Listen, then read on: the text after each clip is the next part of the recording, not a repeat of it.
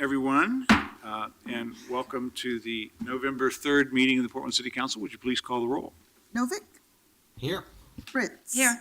Fish? Here. Saltzman? Here. Hales? Here. Welcome, everyone. We have two completely different subject matters on the calendar this afternoon, and we'll deal with them in order. I want to welcome you all here for either or both of those discussions. The first of them is an unusual thing, and it is a resolution that was introduced by all 5 members of the City Council. So would you please read the item, Carla? Item 1225, recognize city emergency responders for heroic efforts in responding to significant rain October 13 through 15, 2016, and an explosion in Northwest Portland on October 19, 2016. Thank you, and thank you all for being here, and thanks to my colleagues for jointly putting this together as a way for us as a community to recognize and say thank you to our first responders for the great work that they do and that they did on that particular day. As it happens, yesterday morning I was meeting with some of the merchants and property owners and residents that were affected by this catastrophe. And there's a lot of work to do to rebuild people's lives and their livelihoods and the physical loss of that explosion. But there's a lot of joy in their hearts about the service that they received from the professionals that responded from our city. And so that's why we're here. So let me start by reading the resolution and then call on my colleagues to make some comments. And we have some people here that we've invited to testify and talk a little bit about that day and what happened and what it means. The resolution says this: recognize city emergency responders for heroic efforts in responding to significant events on October 13th to 15th, 2016, and the explosion in Northwest Portland. Whereas city employees exemplified extraordinary efforts during extensive rains and flooding between October 13th and 15th and during a major explosion in Northwest Portland. And whereas city employees worked long hours and under arduous conditions to keep the residents of Portland safe, moving, and informed, and whereas the Bureau of Emergency Communications responsibly handled more calls than usual, and whereas 120 neighborhood emergency team volunteers deployed during high wind and heavy rain events from October 13th to October 15th, volunteers cleared storm drains and helped Portland Fire and Rescue maintain a perimeter around downed power lines so that nearby residents would not be harmed. Many volunteers worked into the night, some not returning home until 2 a.m. And whereas Portland Fire and Rescue's highly trained, highly skilled, and highly competent firefighters serve over 600,000 residents and protect over 150 square miles with both emergency response, community education, and life-saving prevention. And whereas Portland Fire and Rescue has 30 stations situated strategically throughout Portland to respond quickly to all types of rescue calls, including, but not limited to, medical, natural gas leaks, hazardous materials incidents, motor vehicle accidents, and is the lead responder to any natural or human-caused disaster, including earthquake, extreme weather, and terrorism. And whereas on Wednesday, October 19th, Portland Fire and Rescue responded to a reported gas leak in Northwest Portland. It escalated into an explosion, resulting in a 4-alarm fire, firefighters evacuating the surrounding buildings before the explosion and took brave and courageous steps that saved lives. And whereas officers from the Portland Police Bureau, who routinely run towards danger rather than away, worked to close streets and secure the surrounding area, ensuring the safety of Portland citizens who were nearest to the explosion. And whereas the Bureau of Emergency Management worked quickly to deploy net teams into areas in need, and whereas 40 net volunteers responded to that incident, to the gas explosion in Northwest Portland. Volunteers helped police officers and firefighters maintain a perimeter around the incident from 2 p.m. until 10 p.m. Whereas in both incidents, the Portland Bureau of Emergency Management had an overwhelming response from volunteers, with many hundreds canceling plans and remaining on standby to help out as needed, with 326 net volunteers on October 15th and 197 on October 19th. Now, therefore, be it resolved that the City Council declares the City of Portland employees to be the best employees in the world, and be it further resolved that the City Council, on behalf of the residents of Portland, shares its gratitude and appreciation to all employees and volunteers who assisted in responding to both storm efforts and the explosion. We don't normally allow applause in this chamber, but let's hear it for our employees and our net volunteers.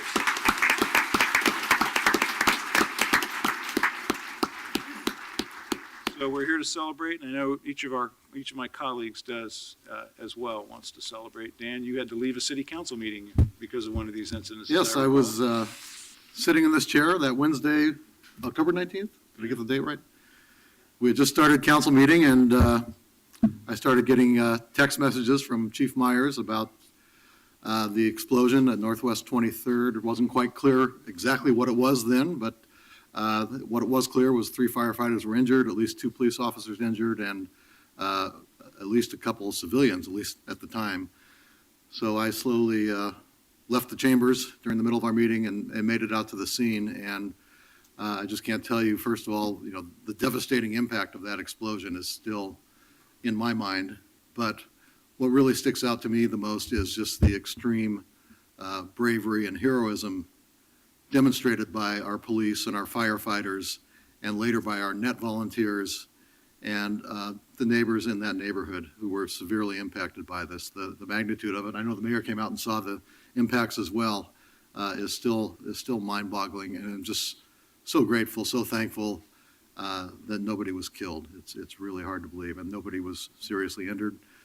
We know Lieutenant St. John was seriously injured, and we know he's recovering, but I know we all wish him well. But I just want to thank all of those who are on the scene and all of those who helped during the severe weather incidents too. You really are Portland's finest, and we owe a debt of gratitude to the work you do day in and day out on behalf of the residents of our great city. So thank you. Thank you, Commissioner Fish. Well, first, Mayor, thanks to you and Dan for organizing this effort and bringing the whole council with you. And second, I want to echo something Dan just said. There's something about emergencies that bring out the best in our community. And whether it's severe weather or whether it's an emergency like this, it's folks stepping up to help each other, and in some instances risking their lives for fellow citizens. And it's very inspiring. And the truth is, the men and women of our police bureau and our fire bureau get up every morning and go to work, not knowing whether they're going to come home. And they leave behind families that are not sure they're always going to come home. And there's a certain kind of bravery and heroism in that kind of work, and willingness to sacrifice for the better good. And so today we're really honoring the men and women who work for the city and our partners in the community who stepped up during this emergency. And just one comment about Lieutenant St. John. You know, one thing that has struck me in the press coverage, and then when I had a chance to meet him in the hospital, is that he rejects the idea that he's a hero. Whenever he was asked, he said, "I'm not a hero, I was doing my job." Well, that to me makes him twice the hero, because he is not seeking any kind of glory for his work. He will tell you that's just part of the job description. And he suffered significant injuries in this event. But we should remember that Peter St. John is not atypical of all the folks who serve us. And today, with the leadership of the mayor and Dan, we're honoring and thanking our employees and our community partners. Thank you. Mr. Fritz? Thank you all for being here, and of course, thanks to our wonderful staff. I get the pages from the Bureau of Emergency Communications because I used to be in charge of it, and so every day I'm seeing difficult situations where our police officers or our firefighters have gone into dangerous situations or saved somebody from jumping off a bridge, or just every day there's something good that's happening because of our police and firefighters.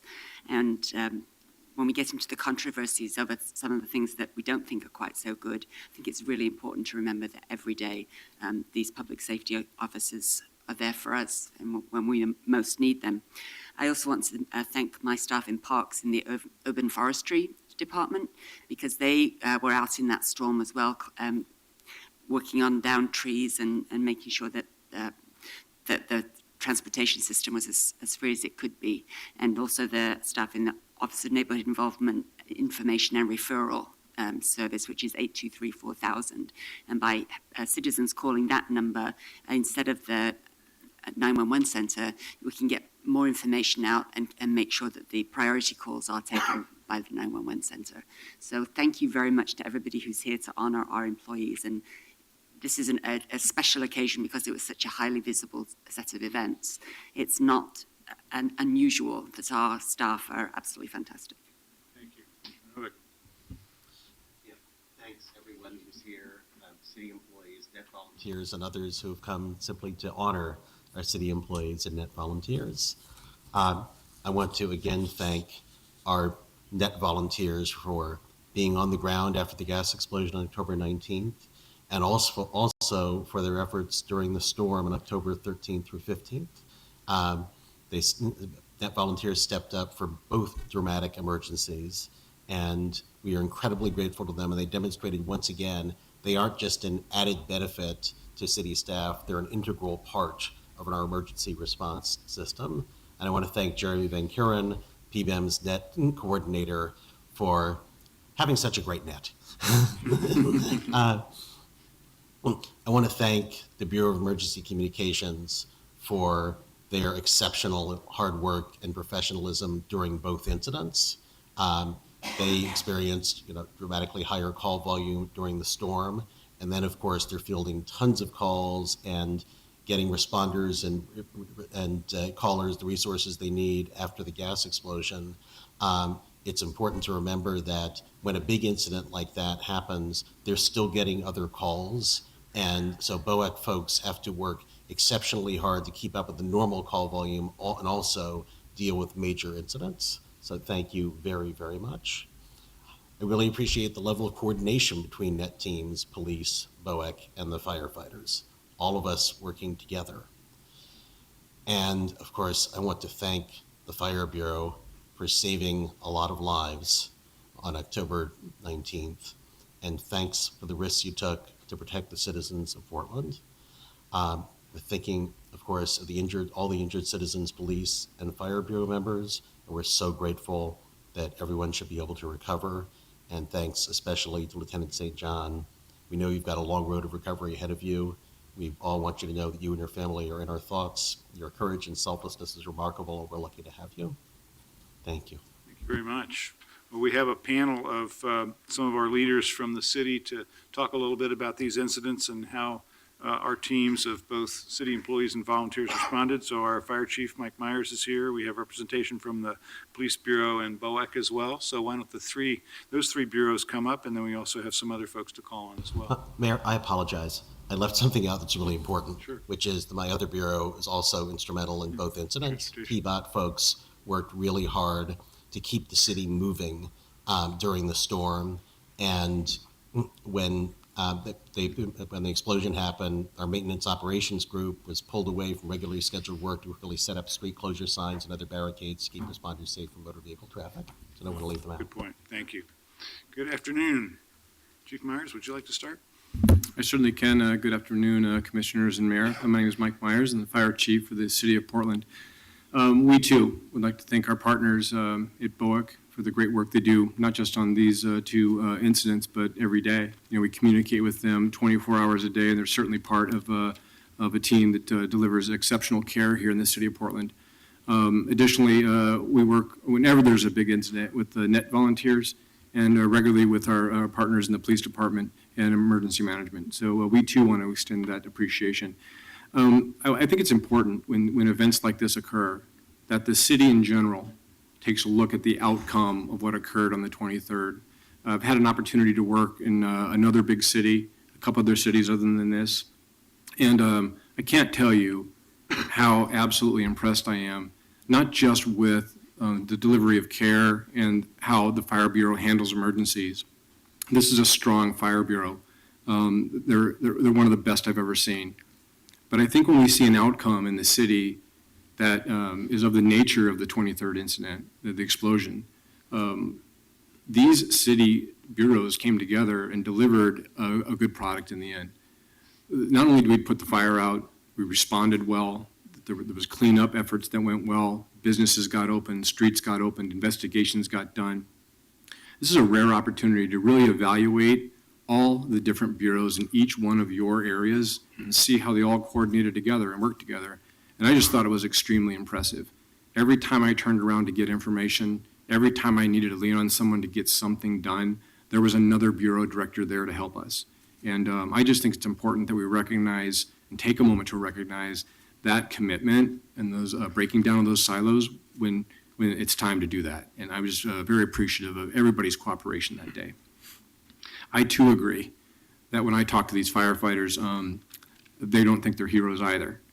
And I try to explain to them how impressed I was with their work, and they just tell me, Chief, we're just doing our job. They say the exact same thing, every one of them. And I try to encourage them to please accept my thanks, and they just won't. But, I'm just so impressed with everything they did that day, and it was just a neat opportunity to really see them work. And you don't want to call out any specific individual, but we had some unique opportunities there that I was able to witness. I'll tell you, I was on my way to Salem, Oregon at the time. I was in a business suit heading to a state meeting down there for the Oregon State Fire Chiefs Association. And I got the call about 8 to 10 miles out of town from our division chief of operations, Tom Williams. And at the time, on the phone, he said, are you aware of the explosion in the Northwest? And I said, no, I'm not. I'm on my way to Salem. And he said, Chief, I've ordered 10 ambulances. And so my thought at that point was, we're going to lose firefighters today. And I have an absolute commitment to all of you and the citizens to make sure those firefighters go home safe to their loved ones. And I know it's not all about fire every day here. They put their life on the line regularly for fires, I know that. But they're also out there 24 hours a day delivering care to individuals that need it, whether it's a shooting, or it's a traffic accident, it's somebody that simply needs to get picked up and put back into bed. It's a hazardous materials call, it's a down power line, it's somebody stuck in something. It seems like any problem that we have and we can't figure it out, I just simply call the firefighter and they go figure it out. They find the tool, they find something clever to do, and they figure it out. And I get a call an hour later and says, hey, Chief, it's all done, wrapped up, we got it done.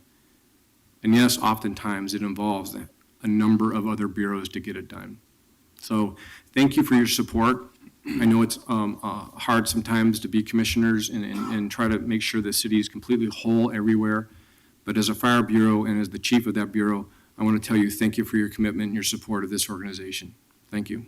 Thank you. Well, Chief, I haven't had a chance to say this, but I'll go ahead and do it publicly and embarrass you a little bit. I was fire commissioner and hired a couple of fire chiefs, and have seen the responsibilities of that job. It's like police chief or any other major bureau responsibility. You have to do everything from budgets to organizational leadership to incident management. And it was the first time that I had the opportunity to see you in command at an incident as you were that day. And I thought you did an excellent job. I thought you were clear with the teams that were working together and clear with the press of news media that had to have information right that instant from you. So I just thought it was a job particularly well done on your part, grace under pressure, which is of course what we expect from our leaders in situations like that. But thank you. Well, thank you, sir. And just so we're clear, there were a lot of great commanders out there that day, and including Chief Williams and Chief Klum and Chief Espinoza and Chief Scott Byers. They did a fantastic job that day. Sure did. Thank you. Good afternoon. Welcome. Good afternoon. My name is Lorraine Paulson, and it is my honor to be here representing the proud and professional people at the Bureau of Emergency Communications. Thank you very much for including us in this honor. The folks on our team are truly first responders, and we are the first responders because the calls come into us. So it was a normal day for us, just a little gas mage, we had crews out there, a few other things going on in the city.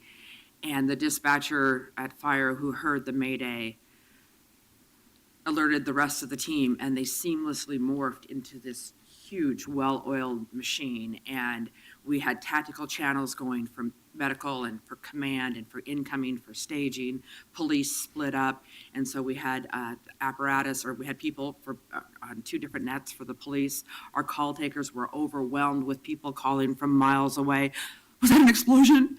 And there were also those emergencies that were happening all over town. And our team just did an absolutely phenomenal job. And we couldn't have done what we did without the great professionalism and the efforts of the fire and EMS and police responders that were out there. And later on with the net teams when they came out after the incident. And I'm sorry that some of our folks that were there that day working the floor aren't here today to take a bow, because they really did a phenomenal job. And thank you for including us. Thank you, our partners, for doing such a wonderful job in saving lives and protecting the citizens and the people of our community. Thank you. Thanks very much. Well done. Chief? Yeah, Mayor, Commissioners, again, thanks. Mike Marshman. I'd like to echo what Chief Mike Myers has said today. When I started my early career in law enforcement, I've told a lot of people I actually I had a house in between Greg Sprando and Dave Sprando. Right, a lot of people shaking their head in this room right now. So I actually knew more firefighters than police, and I would go around and take my lunch and have coffee at a lot of fire stations. So I feel sort of embedded in that group anyway. So when this day came forward of the explosion in Northwest, I'm not surprised, frankly, that seamlessly with police, fire, BOIC, the net teams, I'm glad some of the folks are here today, they all stepped up. I think it finally shows the residents of Portland how the city can work for them. And it's not an anomaly. Since that day, I think most folks in this room, we saw the car chase going on I-5 or somebody shooting at the police, and I was nearby that, I'll say, and I knew that if something happened, fire would help us out that day too, and BOIC was seamless on that. And then just last night with a CERT call where fire helped us with a person who's barricaded in a house and there's a fire for a couple hours. It's just kind of how we do it. I agree with Mike Myers, Chief Myers, that the police and fire folks that do this day in, day out, they think it's routine. It's what they get paid for. They are heroic. They really, really are. I'm just glad that the city can see how, especially the Fire Bureau, it's a seamless organization. I think they've learned from us. We've learned a lot from them. It's just a proud day to be in that city. So thank you for taking the time today to honor the folks who do the work. I appreciate that very much. Thank you all. Well done. Thanks very much. We also have some representatives here from the Portland Bureau of Emergency Management, from our net teams, and from the Portland Bureau of Transportation. Come on up, please.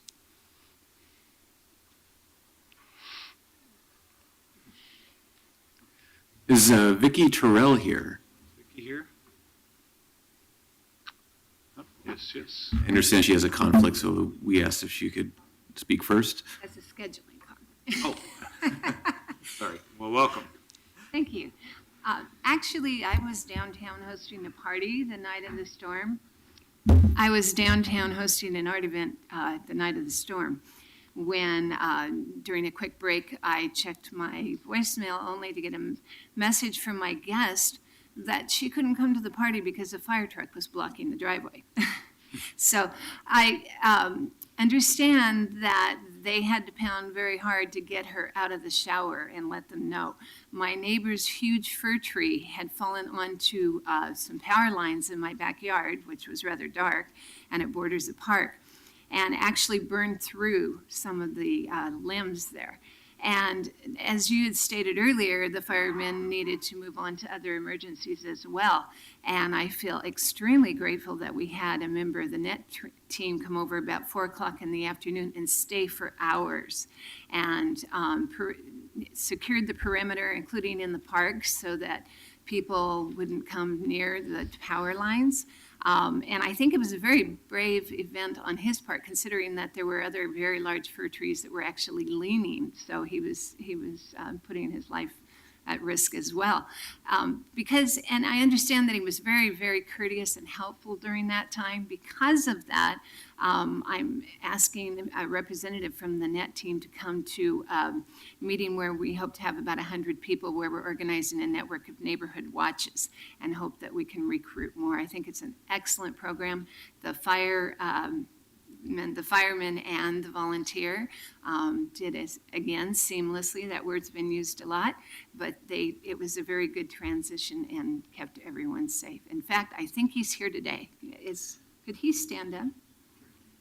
There he is. Thank you. Good work. That's Pete Rock and Michael Schillmuller on our team. Good job. Thank you. Thank you. Oh, sorry. Thank you. Thanks So- very much. We know from FEMA and other organizations that in the aftermath of a catastrophic disaster, more than 90% of all the persons who are rescued by their neighbors. And so it's for that reason that PBIM manages the Neighborhood Emergency Team Program, or what we call NET for short. NET started in 1994, and we work with Portland Fire and Rescue to instruct folks who live and work in the Portland area on basic search and rescue, medical triage and treatment, radio communications, team organization, community outreach, the core skill set that they would need in order to respond effectively and safely in the aftermath of a disaster. When I started with PBIM in 2012, we had 480 volunteers, and today we have 1,086 in 54 teams across the city of Portland. And also in that space of 4 years, they've provided, or given, I should say, 60,000 hours of volunteer time to the city of Portland. Interest in the program has also grown significantly. At present, we have more than 1,400 people who want to be net trained and join their neighborhood team, which I think is really testifies to the notion that these volunteers are not just trained to respond in their neighborhoods, but they're also community leaders. And during incidents like the windstorm that we had, NETs help firefighters by maintaining the perimeter around power lines, allowing other fire units to go to 911 calls. And in the aftermath of the gas explosion, over 40 NET volunteers assisted police by directing traffic, answering questions from the public, and also maintaining the perimeter around the area so that police officers were able to return to service sooner and respond to other incidents. I really want to thank City Council and the Portland Fire and Rescue and the Portland Police Bureau for all the support that they've given to NET over the years. And of course, most of all, I really want to thank the NET volunteers. Their dedication to keeping Portlanders safe and prepared for a disaster is truly extraordinary. I have one of the most fun jobs in the city. I'm pretty certain of that. And it is a sincere privilege to work with these volunteers. Thank you. Thank you, Mark. Thanks very much. Good afternoon. Good afternoon, Mayor Hales, City Commissioners, thank you. My name is Mark Ginsberg. I've testified here before, but never in this capacity. I've volunteered for the city in a lot of different capacities. I'm the former chair of the Bicycle Advisory Committee. I've worked with several of you through the years. I'm also the NET team lead for the Woodstock neighborhood, and I have about 150 people under me in that team, and it's a great team. I want to specifically thank the director of PBIM, Director Merlot, and Jeremy Van Kuren, who works thanklessly with all of us and takes our calls and takes our emails, and he herds cats all hours of all days and all nights for us, and he deserves a lot for that. And also Felicia Heaton, who's excellent, and Ernie Jones, who's been a great addition to the team. I want to thank Portland Fire and Rescue, Portland Police Bureau. They're great to work with. They're learning about us in a new way over the past several years, which is great. And they're using us as their force multipliers, which is great, because we have them and they're incredibly well trained and they know what they're doing and they're competent. And then sometimes we make them stand around and wait. And we have NETs and we have the ability to free up our fire and our police bureaus to go back to their primary duties by using those NET volunteers. And that's a great opportunity. The NET volunteers deserve that credit as well. Also, I want to point out a piece that's been left out is that NET volunteers can do things beyond simply being in the field. NET is open to people of all physical abilities as well. The night of the first rainstorms, I technically deployed. I was home making pumpkin bread. But I had a team, and we had good communication, and I was able to coordinate my team and help them. And through the use of some Google Maps even, I was able to show them in the dark, underwater, where the storm drains were they were working and looking for, so they could successfully clear some intersections.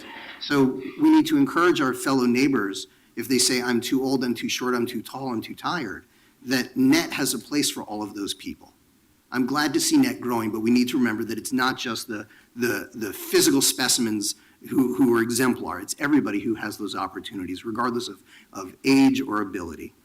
And really, but if NET volunteers are the body of this, it is the city staff who are the lifeblood, and they deserve a ton of credit. I also think there are other opportunities with additional support from the bureaus that we can grow NET even bigger. We saw NET peak years ago when we counted the number of people who had been trained to thousands, but they were not active and they were not deployed and they were not engaged. And we're seeing a great resurgence right now, thanks to Director Merlot and city staff to really get NETs involved. But with more resources and more opportunities, there's no question the NET program could grow and could be better. We see the classes are packed. One of our primary bottlenecks right now is we can't get enough training time. So with that opportunity, the system would grow even more. And I thank you all for this opportunity. Thank you. Thank you and all the volunteers. Great work on both the city's part and a lot of help from our community. Thank you. Mark, thank you so much. I have to ask, how did the pumpkin bread turn out? I'm a sucker for my daughter. It came out great. Thank you. That's great. Now, I didn't see Suzanne Kahn, but is there someone here from Transportation or anyone else that would like to add to this record here today? I have public testimony. Have some public testimony? Okay, let's call those folks, please. I show two people, Sarah Hobbs and Dan Bell. And if you're here on another item, just let us know. We'll make sure you're up on the second item.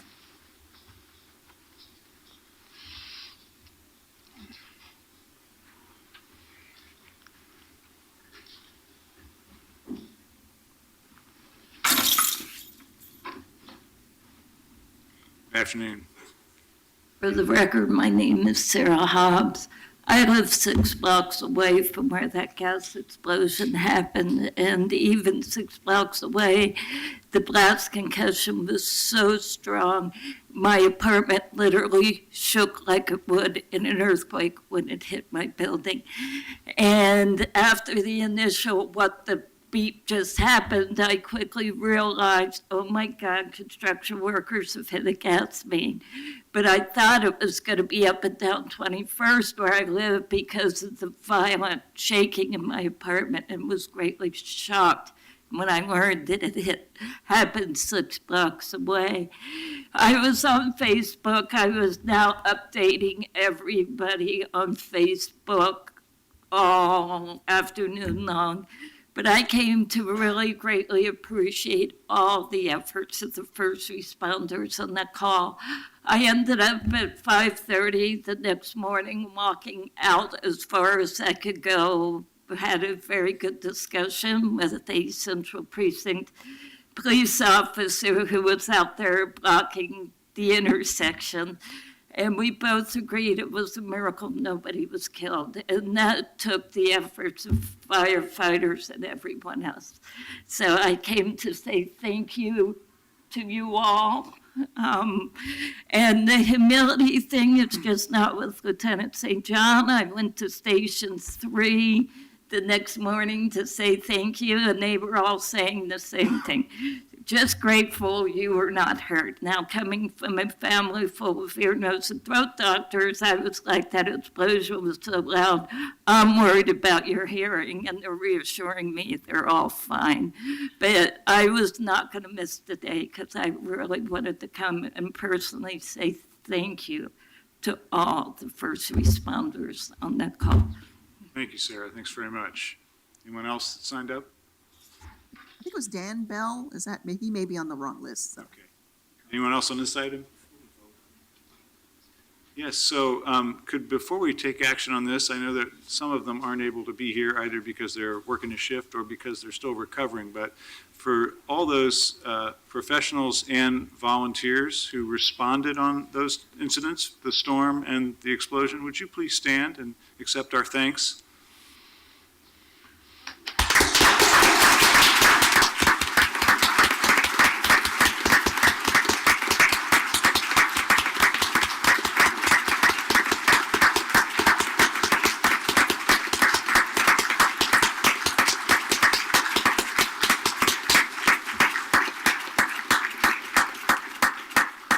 Well done. Well, we need to formally adopt this resolution. I suspect it will pass. Would you please call the roll?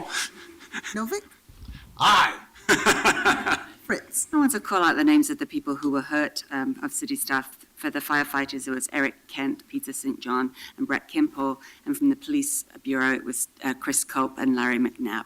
And so we're just very grateful that for their service, putting themselves in harm's way to save others. And everybody, thank you very much. Aye. Fish, And Mayor, I want to offer a friendly amendment. I'd like to call this a continuing resolution. Yeah. In my family, with my kids, we have this conversation at Thanksgiving, Christmas, Hanukkah, and other important dates. And the conversation goes like this. Today we celebrate something very important, but we don't limit it just to this day. Let's take the spirit of Thanksgiving and apply it every day. Let's take the spirit of the holidays and apply it to every day. So with my friendly amendment, Mayor, let's as a grateful community and as grateful leaders, let's acknowledge that every single day people do great service for us and put themselves in harm's way and evidence an ethic of service which is inspiring to our community. And for that, we're very grateful. Aye. Saltzman? Aye. Hales? I read a lot of nonfiction, and occasionally I'll read a book about a disaster. I'm not morbid, but I'll occasionally read one like In the Heart of the Ocean or Into Thin Air. And if you look at when things go really wrong, there's always a chain of little decisions, of little moments where somebody made a mistake, made the wrong assumption, didn't communicate well, and those chains add up to tragedy. In this case, it was a chain of excellent, instantaneous decisions by firefighters, by police officers, by 911 operators, by net volunteers who showed up to help, by Red Cross folks who showed up to help, by PBOT folks who came out to get the streets open again. It was a whole chain of things done right. And that's why we have no deaths in an incident that still we marvel that everyone lived through. So that's a joyous thing for us to celebrate, the good work and the community that all happened just the right way with everyone working together. Job very well done. Aye. Thank you all. Let's take a recess, and again, let's hear it for our responders and our volunteers.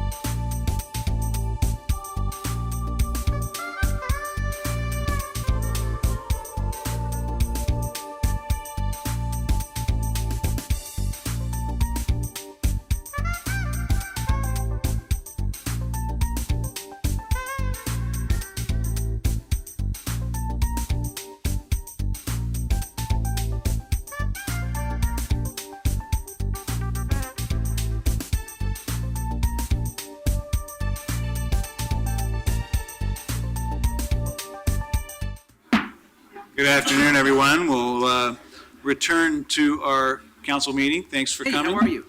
Good to see you. We just had the opportunity to thank a lot of people, both our first responders and a lot of volunteers who did a great job in a big storm and a big explosion, and we're very proud of them. So we appreciate them being here and taking that moment. Now we're going to move on to the next item of business on our calendar, which is item 1226. 1226, adopt the open and accountable elections policy. Commissioner Fritz. Thank you, Mayor. Before we get started, I know that many of us were shaken to hear of the death of Justin Bree, who was formerly with the Community Alliance of Tenants. And I had mentioned in the presentation we just had how our first responders, firefighters, and police officers often take care of people who are experiencing mental illnesses. So I couldn't start this other item without just a moment of silence to think of all the wonderful work that Justin had done with the Community Alliance of Tenants. So if we could just have a few moments of silence.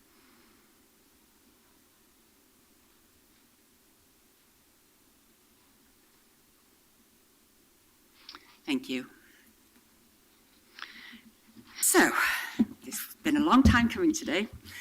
Let me start by being very clear to everyone. This proposal is as important to me as paid sick time, in fact, perhaps more so. Paid sick time, which was supported unanimously by the 5 of us in the first 3 months when we began working together, gave thousands of low-income Portlanders the ability to take time off work to care for themselves or a child when ill. Portland's earned sick time ordinance led to statewide adoption and is pushing change at the national level. I know that each member of the council shares my satisfaction in forwarding that agenda for the people of Portland and every worker in our country. Now, open and accountable elections is a new, improved public campaign financing system, which would give every Portland resident the opportunity for meaningful engagement in elections to the Portland City Council. Today, 5 days before the end of the most frightening and divisive presidential election in my lifetime, I am more than ever committed to promoting positive, effective community engagement in elections here in Portland. I particularly thank Mayor Hales, whose support may make enactment of this proposal one of his enduring legacies. This issue really, really matters to me, and I know it matters a lot to everybody who's here today. Thank you for coming. The most difficult challenge facing our country today is lack of trust in government. I believe this proposal will help to address that issue. The policy will make Portland City Council elections more open, providing opportunities for more people to engage with power in the democratic process as campaign contributors and as candidates. And it will be accountable, building on the great work, improving policies and practices on reporting and transparency led by Commissioner Fish and Auditor Caballero. This proposal sets high standards of financial reporting for all candidates, whether or not they choose to use the voluntary campaign finance system. Mayor Hales and I first started talking about developing a public campaign finance proposal in the middle of last year, when he decided to spend the remainder of his term in office working for the people of Portland, rather than campaigning and fundraising to win re-election. Like Mayor Adams, he chose the most honourable option available to him. Incumbents shouldn't have to make that choice. It should be possible to work full-time for the City of Portland and run for re-election on a more level playing field, with candidates offering different skills and different community connections also being able to run. My staff and I have partnered with many community-based organizations and individuals focusing on increasing access and improving democracy to reach the proposal that's before us today. Representatives from Osberg, Common Cause, Every Voice, Sightline, Service Employees International Union, the League of Women Voters of Portland, Color PAC, United Oregon, APANO, Working Families Party, and the Coalition of Communities of Color have participated in the discussions over specific aspects of this policy. These organizations and my staff team, led by Christina Nieves and Tim Crail, have partnered with representatives from the United Food and Commercial Workers, Local 555, the NAACP Portland Chapter, Main Street Alliance, AARP, Democracy Spring, Bernie PDX, Portland Forward, Latino Network, Communication Workers of America Local 7901, Sierra Club, and the Oregon League of Conservation Voters, who have all shared information with their members and participated in discussions. I vividly remember the speech that Commissioner Fish gave when voting in support of paid sick time. He said that the community demanded that the council take action. This open and accountable elections proposal is another issue where I'm responding to Portlanders eager for change in financing city elections. Now, today we're going to have the first reading of the proposal.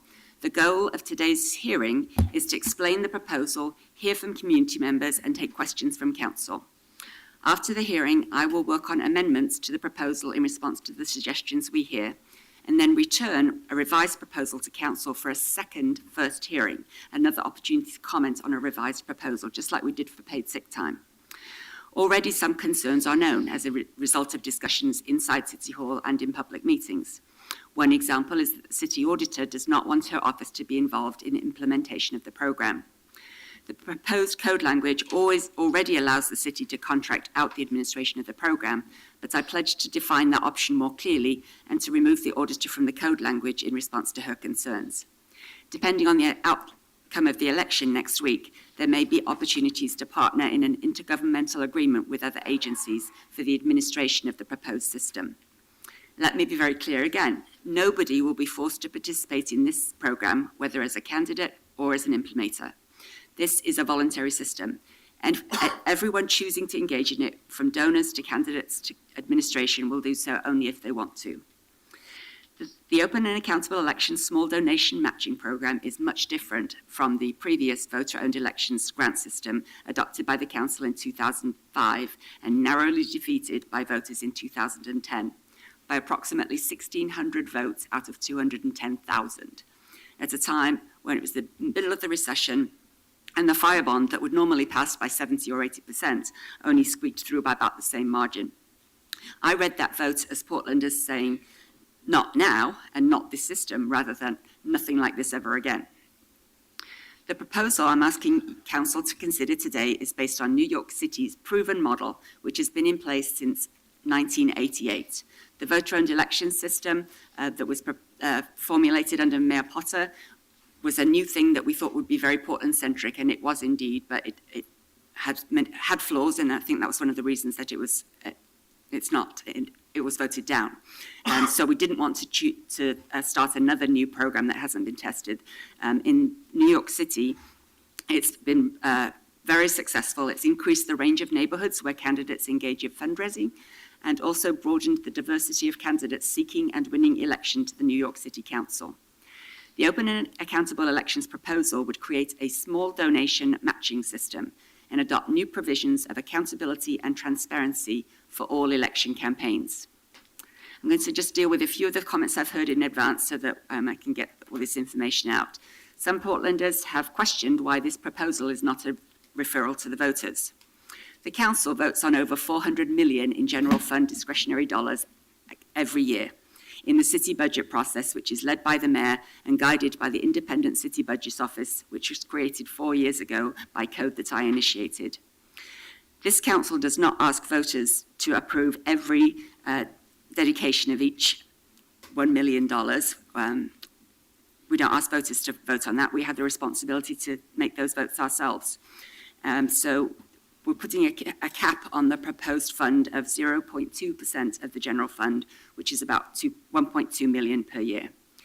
Every year that I have been on the council, we have granted special appropriations to outside entities in excess of the cost of this program.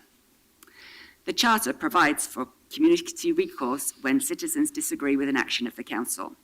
When the council voted to fluoridate Portland's water, community members connected signatures to refer the matter to the voters, and Portlanders reversed the council's decision. That process is how our city's democracy works. I hope the council will show leadership in adopting the final version of this proposal, trusting that if our community doesn't agree, voters will pursue the referral option.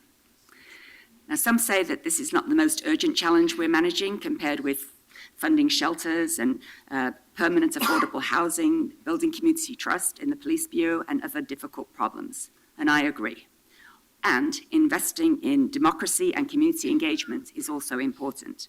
The open and accountable election system will address one of the most fundamental challenges that we face, which is that many Portlanders don't trust their elected representatives to do the right thing for the right reasons, in part because of the perceived influence of campaign contributions in elections.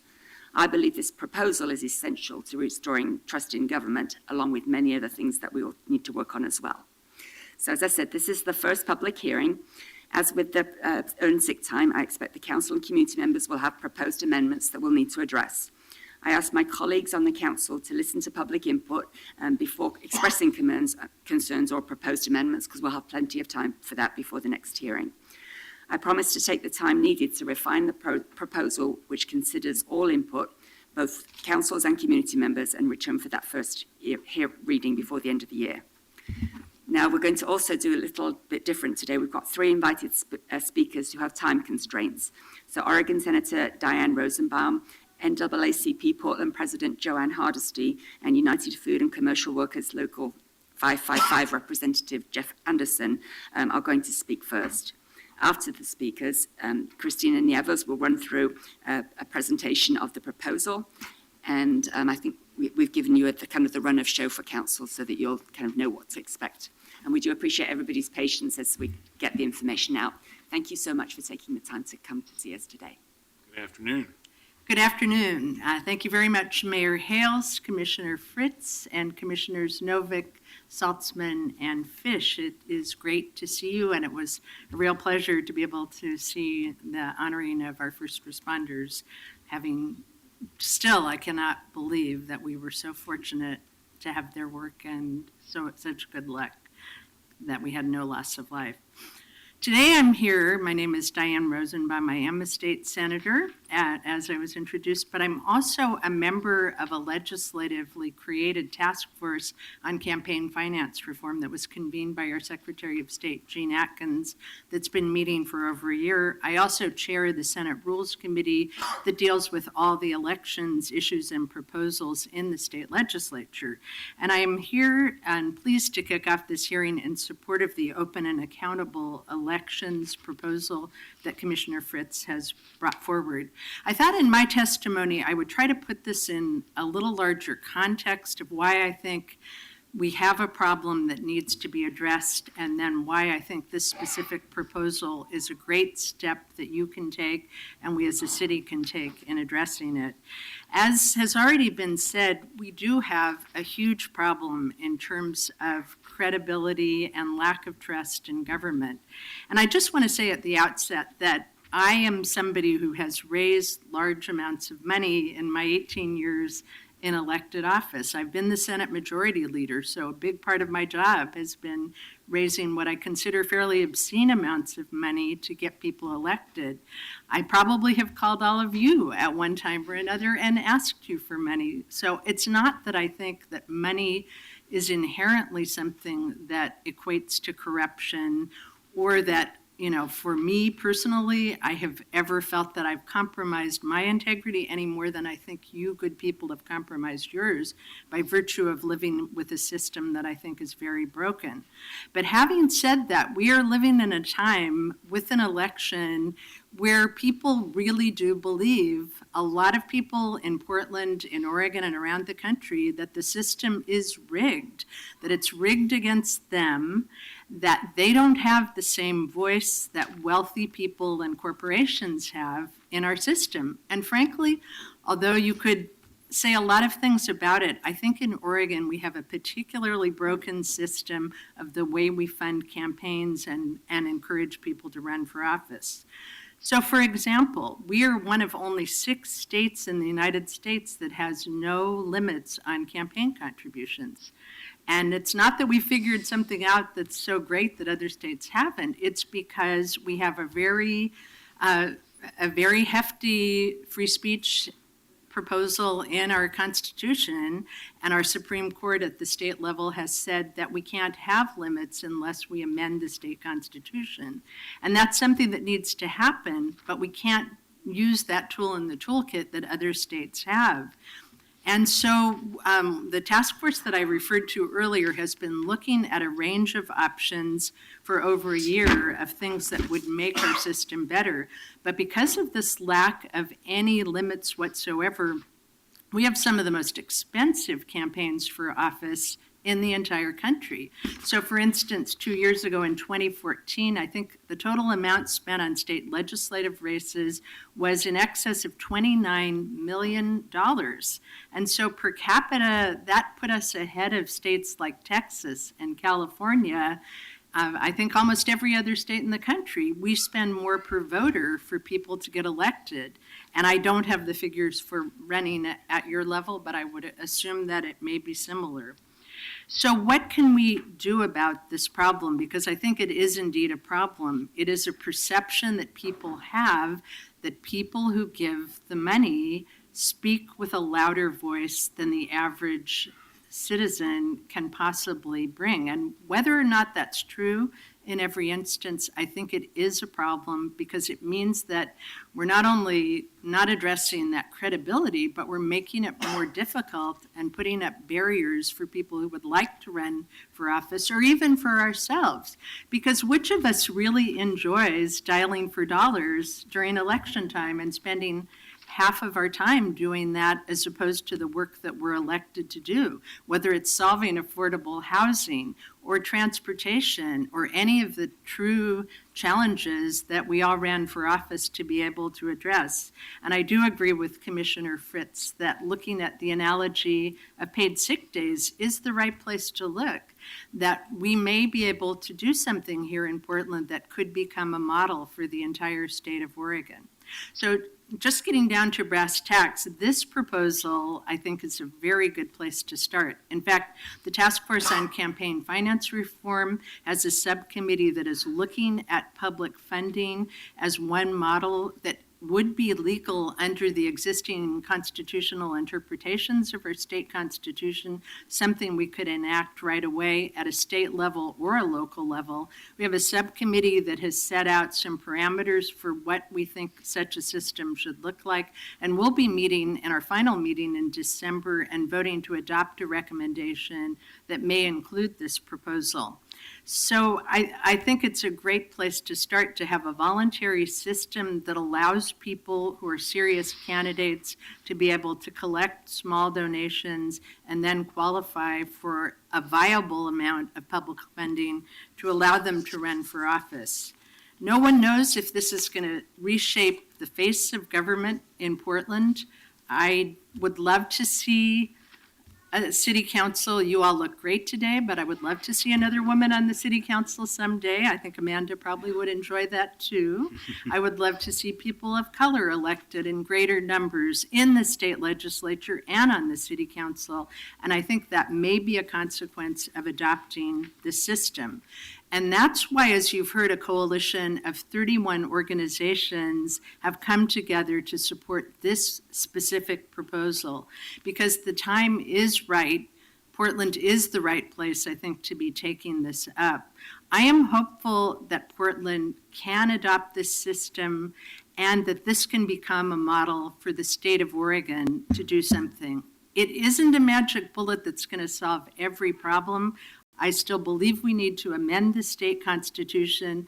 I personally believe, I think like most Portlanders and Oregonians, that Citizens United, that decision 6 years ago by our U.S. Supreme Court, was wrongly decided, that ultimately needs to be changed, but that's not something that we can do today. Today, adopting open and accountable elections for Portland is something that you have the power to do. I think that will go a long way to restoring some credibility and trust to what I think is a broken system at a statewide level. And I applaud Commissioner Fritz for putting this proposal together. I hope that you will give it your serious consideration. I will be here to help in any way I can, and thank you for allowing me to kick off the hearing. Thank you. Thank you very much. Who'd like to go next, Joanne? Good afternoon, Mayor Hales, Commissioner Fritz, Salzman, Fish, and Novick. My name is Joanne Hardesty, and today I wear the hat as president of the NAACP Portland branch. The NAACP and a community coalition representing over 30 organizations that reflect the diversity and inclusivity of Portland are all behind the measure that we are considering today. We represent communities of color, youth, elders, small business owners, and community-based leaders that collectively represent every corner of our great city. Today, we celebrate the 102nd anniversary of the NAACP Portland branch. It's the oldest continuously operating branch west of the Mississippi. And in less than 2 hours, we will host and honor the long legacy of multiracial, multicultural, and multi-generational cooperation and collaboration to eliminate racial hatred and racial discrimination in the Portland metro area. As the president, I have many things I need to do today, but nothing as important as me being here to speak in support of this measure today. I'm here now because this issue is really at the heart of our democracy. The people's ability to run and serve in public office and to believe their financial contribution, no matter how small, matters. I am here to ask you to unanimously support this proven system of public financing for city council elections and to use your pulpit to educate the public on the necessity of this system and why voting this measure into law now is vital. When I ran for office, there was campaign and donor limits in place. I could only raise $100 from an individual or a business owner, and with a maximum of $25,000 for my legislative race. I spent a lot of time on doorsteps, talking with people who could vote for me and give me $100. It made a huge impact on me and the voters I talked to. They felt that they were in that election with me. That system was only in place for one election cycle, but I have no doubt without it, I would not have been elected to serve as a state representative in the Oregon House of Representatives. The last couple of times I testified in this building were difficult. As an activist, it's my job to provide you with the perspective on critical policy decisions. As my elected representatives, it's your job to take my input and to consider it along with many, many other input. And sometimes it doesn't always turn out the way I would hope. As is the case with this policy, today's another day. Today I stand united with 31 diverse organizations, many you will hear from later today, to encourage you to be courageous and intentional. This is an opportunity for us to join together in a common vision of Portland City Hall that is open for all, regardless of your zip code, your gender, your age, your socioeconomic status, and of course your race. The public finance system before you today is proven effective at engaging diverse communities in the democratic process. After this election season ends, many will believe today's election system is broken and only works for a very small number of people, and they won't be all wrong. Our coalition represents thousands of Portlanders who believe City Hall should represent all Portlanders. And we elect our leadership to lead, not pass the buck, because you know intimately what it takes today to run and serve in public office. I lost my spot.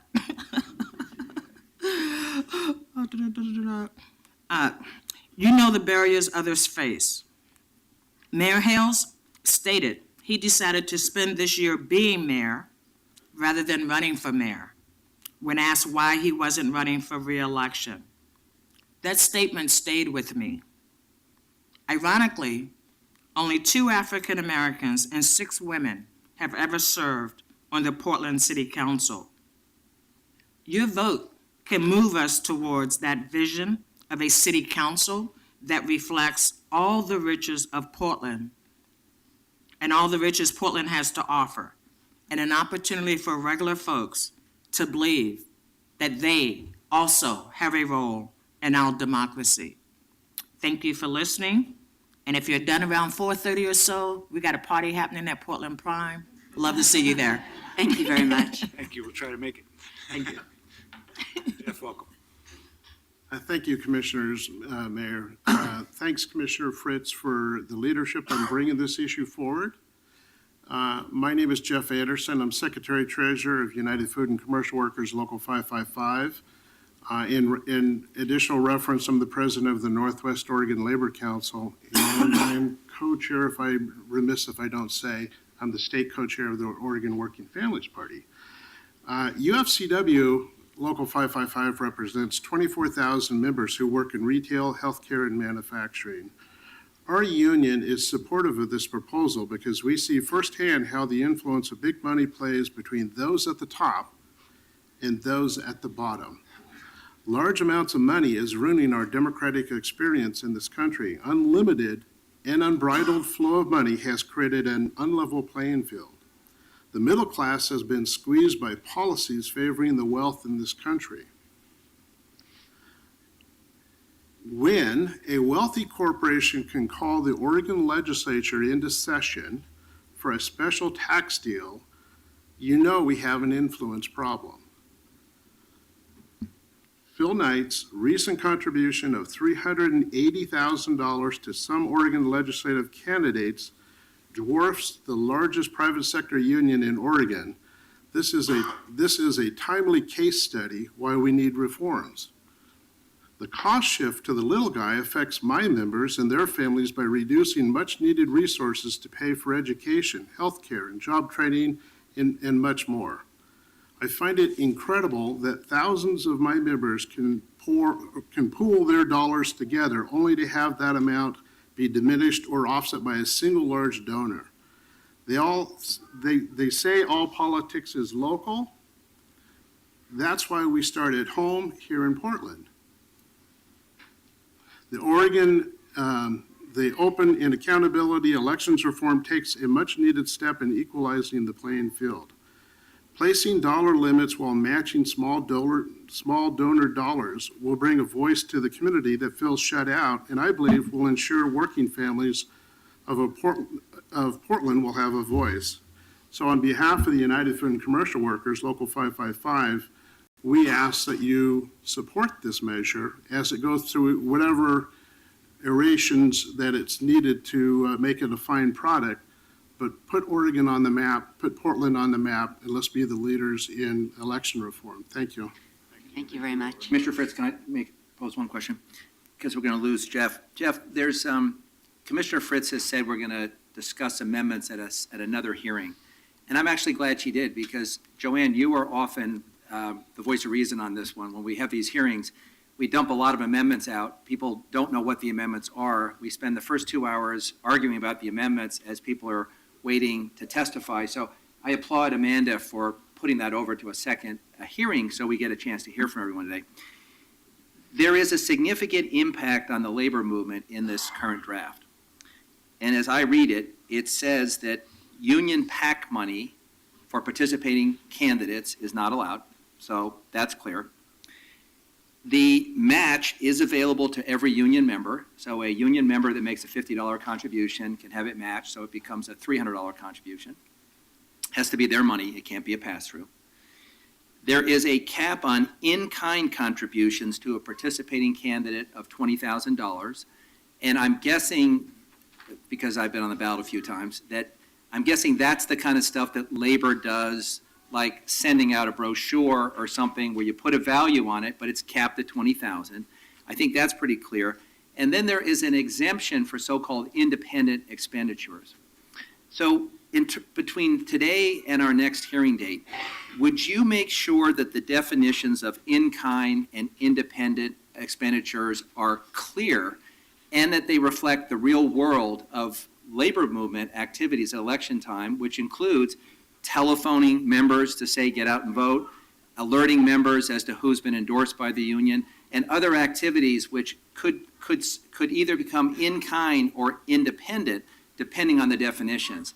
And I want to make sure that we've got it right based on your experience. Just from my experience, because we have a political action committee, our Active Ballot Club. We have about 7,500 members that contribute small amounts into it.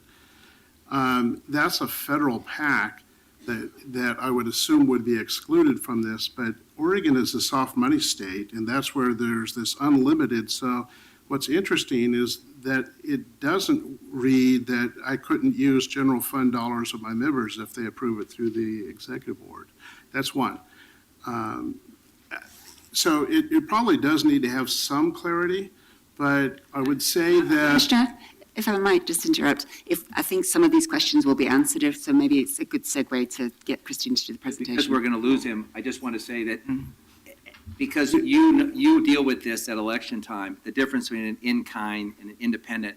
Well, I just want to make sure that something you do, yeah, alerting your members as to who you support, doesn't trigger another provision of this, which then is used against a participating candidate. So I want to make sure the language is clear.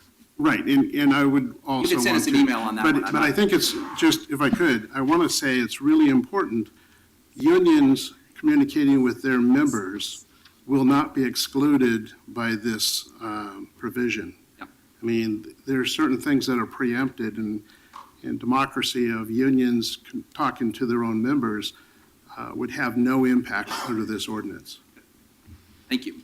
Thank you all very much. Thank you. Do you have additional folks that you're going to call on? I'd like to have Christina Nieves come up and do the presentation. Okay, come on up, Christina, And please. then we're going to hear from the auditor immediately after that. And Tim Quayle, my chief of staff, has also been working very intensively on this. Good afternoon. Good afternoon. Tim Crail, Office of Commissioner Amanda Fritz. I think before Christina goes through her presentation, I think there might have been one or more of your colleagues that wanted to have a quick opening statement as well. So I want to give that opportunity here. Well, I'll say a little because I want this to move on. I think we're going to hear a lot today about access to democracy, and we've already heard from the first three folks on that subject. And as I've thought about this proposal, I thought back to not just my most recent decision, because one of my friends actually said to me, for the next year, you can either be a great mayor or a great candidate, pick one. And that was putting it kind of starkly, but it did clarify my thinking. But I think back to my first campaign where I ran a shoestring campaign with a lot of volunteers making lawn signs out of wood, not plastic in those days. That's how long ago it was. That's why my hair's gray. But we did a lot of shoe leather. We knocked on 25,000 doors, and the city was smaller. It was physically and numerically smaller. Basically, we hadn't annexed all that East County that's now East Portland. And of course, we hadn't added all the growth that we've had. We had a daily newspaper that endorsed candidates. The ability of a new candidate to succeed then is noticeably different than it is today. And so I want to hear from people, perhaps we will, from people who've been attempting to run for office, as well as those who, like Ms. Hardesty and the five of us who've succeeded at it. But I've just thought a lot about that personal experience, that it was possible then for a new candidate who hadn't run for office before to run a shoe leather campaign on a modest budget and win. Can anyone say that's still true? Other comments? I wanted to make a comment. One, I just wanted to say that there's three concerns that I have, and I think others have. One is we will need at some point. Steve, we lost you. There you go. Carlos whispering incantations over our PA system. How about now? There we go. Okay. So one concern is we do need to figure out who's going to administer it. I hope we can resolve that concern. Another concern is how we're going to pay for it. And I know it's proposed to be only a couple of $1 billion or less a year, but we are sort of spent to our limit. We spend our discretionary money on police, fire, parks, and housing. And although it's a small fraction of the budget, we spend hours every year during the budget process talking about whether we can afford much smaller items like the Selwood Community Center or the Buckman Pool. So we will need to figure out how to pay for it. I also have to say that I'm not sure that this will work with the annual limits that Commissioner Fritz has proposed, because I do think that it takes about $250,000 to run a campaign that can reach the majority of 600,000 Portlanders. And if we have a $1.2 million annual limit, then if we have 3 viable mayoral candidates and 6 viable council candidates, then we're going to be asking people to run with less than they actually need to run an effective campaign. So I do have those 3 concerns. I really, really hope that we can make this work. I really, really hope we can. The major reason, of course, is that right now in the city where we all run citywide, a city of 600,000, people are deterred from running because if they don't have personal wealth or know a bunch of other people with personal wealth, because they look at the task of fundraising and they just say, I can't do it. So this proposal would make it possible for people without personal wealth or without knowing lots of people with personal wealth to run. That in and of itself is a reason to adopt this. I want to provide another subtler reason. Senator Rosenbaum, you're wrong. This proposal would not stop us from spending lots of time raising money. We'd still have to spend a ton of time, but it would change the way that time is spent. I don't think people realize how much time is involved in raising money. If you've got 6 months to raise $250,000, then even if you can allocate 10 hours a week to raising money, which is a lot, that means that you have to raise $1,000 an hour. And that is why you wind up talking to people who have money, because you couldn't raise that much talking only to people who give $50, because that would mean you'd have to get 20 contributions an hour. And most of the people you call, you don't reach. And then some people you call don't give you money. So you're not able to have 20 one-minute conversations with people to raise money at $50 a pop. It's just not physically possible, which is why people wind up spending most of their time talking to the small minority of people who can afford to write $500 checks, because you can raise $1,000 an hour for people who write $500 checks. So what this proposal would do is level the playing field so that you can afford to spend some time talking to somebody who can give $50 and hear their concerns, which might be different from the concerns of people who can give $500, because that $50 contribution is actually a $300 contribution. And that's a chunk out of the $1,000 an hour you have to raise. And I'll just give one example of how I think this makes things different. Most of the people with enough money to give $500 are homeowners. There aren't too many renters. I mean, there's a limited number of renters who can do that. So we wind up hearing largely during campaigns concerns from homeowners. If everybody who can give $50 could really give $300, then that means I think we'd spend a lot more time listening to renters. That's just one example, but I just wanted to, as somebody who, as Senator Rosenbaum said, has raised a bunch of money, I just wanted to highlight what I think might be an unknown aspect of this, which is that one function of our current system is we spend too much time talking to people with money and not enough people without that much money, and this would even that out. Thank you.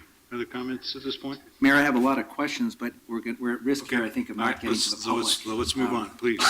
So let's proceed with your presentation, and we'll take more testimony after that.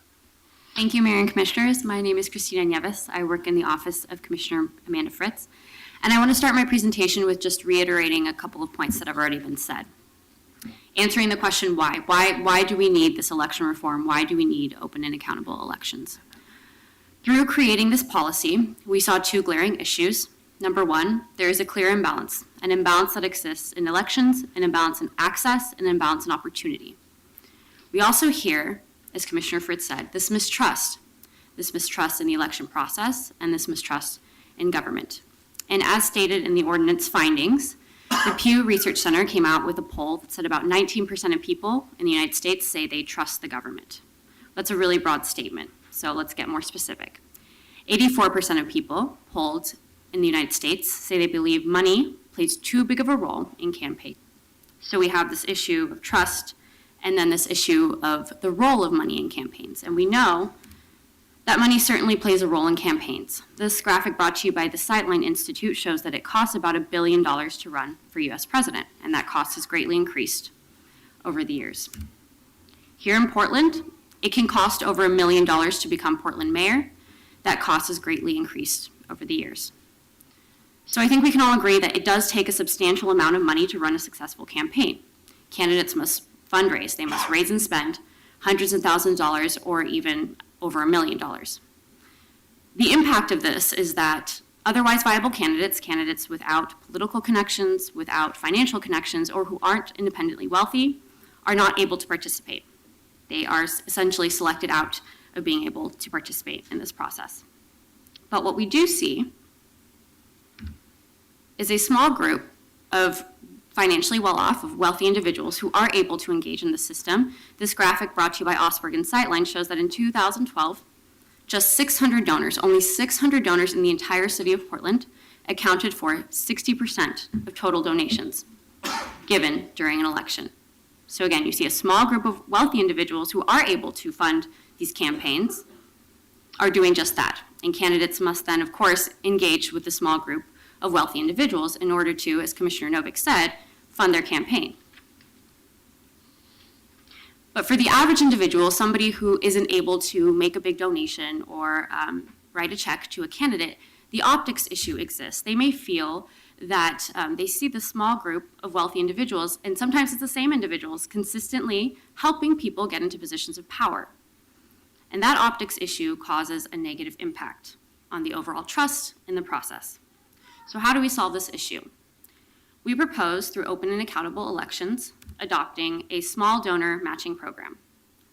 This program is voluntary. Candidates may choose to participate in this program. Candidates who participate must commit to only accepting small allowable donations from registered Portland voters. And the idea is that each small donation received would receive a certain amount of public match. So the idea is that this candidate would collect many small donations and use the public funds, aggregate those donations to fund their campaign. We're going to jump right into the details. We have an allowable contribution limit set of $250, which means that a candidate who chooses to participate in this program would commit to not accepting a donation that's over that amount. We have a match rate set of 6-to-1. Currently in the policy, 6-to-1 for up to $50, which means that anything between $5 and $50 could receive a 6-to-1 match. We are allowing up to $250, which means that if somebody gives a $250 donation, up to 50 would receive the 6-to-1 match. The remaining 200 would be allowed as a contribution, but it simply would not receive a public match. And trying to balance the public funds and the private funds dedicated to a candidate's campaign. So to show you how this works, this candidate decides to opt into the program. She'll have to meet a few requirements and thresholds, which I'll talk about in a little bit, but she meets those thresholds, and she gets a $50 donation. With the current match rate set, that $50 donation would become $350. So the $50 is matched 6-to-1, and then you add the original $50 donation. That totals $350. So as you can see, if this candidate is serious about talking to many community members, going to many neighborhoods, collecting many small donations, she can pretty quickly become financially competitive. The great thing about this program is that consistently throughout the election, this candidate will have to continue to engage with many people. She will have to go talk to many individuals. The fundraising aspect is not taken out of this program. The difference is now somebody who can only give a $20 donation or a $50 donation can have a positive impact on this candidate's campaign. In order to participate, this candidate would have to file for office by petition. So currently you can pay a $30 or a $50 application fee to run for city elected office. But this is really about individual support, getting the support of Portlanders. So right off the bat, this candidate will need to show that she has support of community members through filing for office by petition. She will need to become certified as a public finance candidate, establish a campaign account, and then again, only accept allowable donations, only accept donations that are $250 or below. We also have some additional thresholds for participation. This is public funds, so we want to make sure that these are serious and viable candidates. Before receiving public funds, a candidate running for commissioner's seat would need to collect donations from at least 250 individuals for an aggregate total of at least $2,500. For mayor's seat, the threshold is 500 individuals. for an aggregate total of at least $5,000. Another key component of this program is that all of these contributions may only come from individuals. Again, this is about individuals' engagement with the election process. So participating candidates may only accept contributions from individuals. Christina, the Yes. threshold for participation could also be the same dollars for, that's ultimately eligible for a match, correct? I do believe so, right? It could be, but Yes, that's not how it- we've currently set it up. That's not how it's currently set up? Right, but it could be. So it would be, so currently you'd raise the 2,500 from 250, you'd become a participating candidate, and then future fundraising would be matched. That's the current system? That's correct. Okay, good. We do have one exception to the individual provision, and that is $5,000 of seed money. Candidates may begin with up to $5,000 of seed money. The seed money can come from any legal source, and it can come in any amount, and it can pay for a website or anything that a campaign really needs to start off a campaign in a good foot. We are also allowing in-kind donations, as Commissioner Fish pointed out. We are allowing $20,000 of in-kind donations in the primary, and up to $20,000 in the general, so a total of $40,000 throughout the election. We will be exempting in-kinds such as volunteer in-kinds, efforts for phone banking in-kinds, canvassing in-kinds. These in-kinds really seek to increase civic participation and voter participation. This is the basis of what we want from open and accountable elections, so we will be exempting these types of in-kind donations. We've also set contribution limits. In this program, these contribution limits serve as de facto spending limits. So a candidate running for commissioner's seat would be capped at $550,000 for the entire election. $250,000 of that could be spent in the primary. The remaining $300,000 of that could be spent in the general. For mayor's seat, the cap is $950,000. $380,000 in the primary, and the remaining $570,000 in the general. These contribution limits serve as a way to check the rising cost of campaigns. As we saw, the cost of campaigns is increasing greatly. It's also a way to limit the amount of public funds dedicated to this program. We are going to be limiting the funds dedicated to this program to 0.2% of the total general fund. And we do believe that, yes, we have a lot of needs in the city, but it's a small price to pay for increasing access for Portlanders and improving the trust in the election process. We have additional provisions of transparency and accountability throughout various discussions of open and accountable elections. We heard a concern essentially to protect against fraud. So we will be raising our fines for those who make intentional fraudulent uses of the program. We understand this is a new program. We will have new candidates, hopefully, so there will certainly be a learning curve.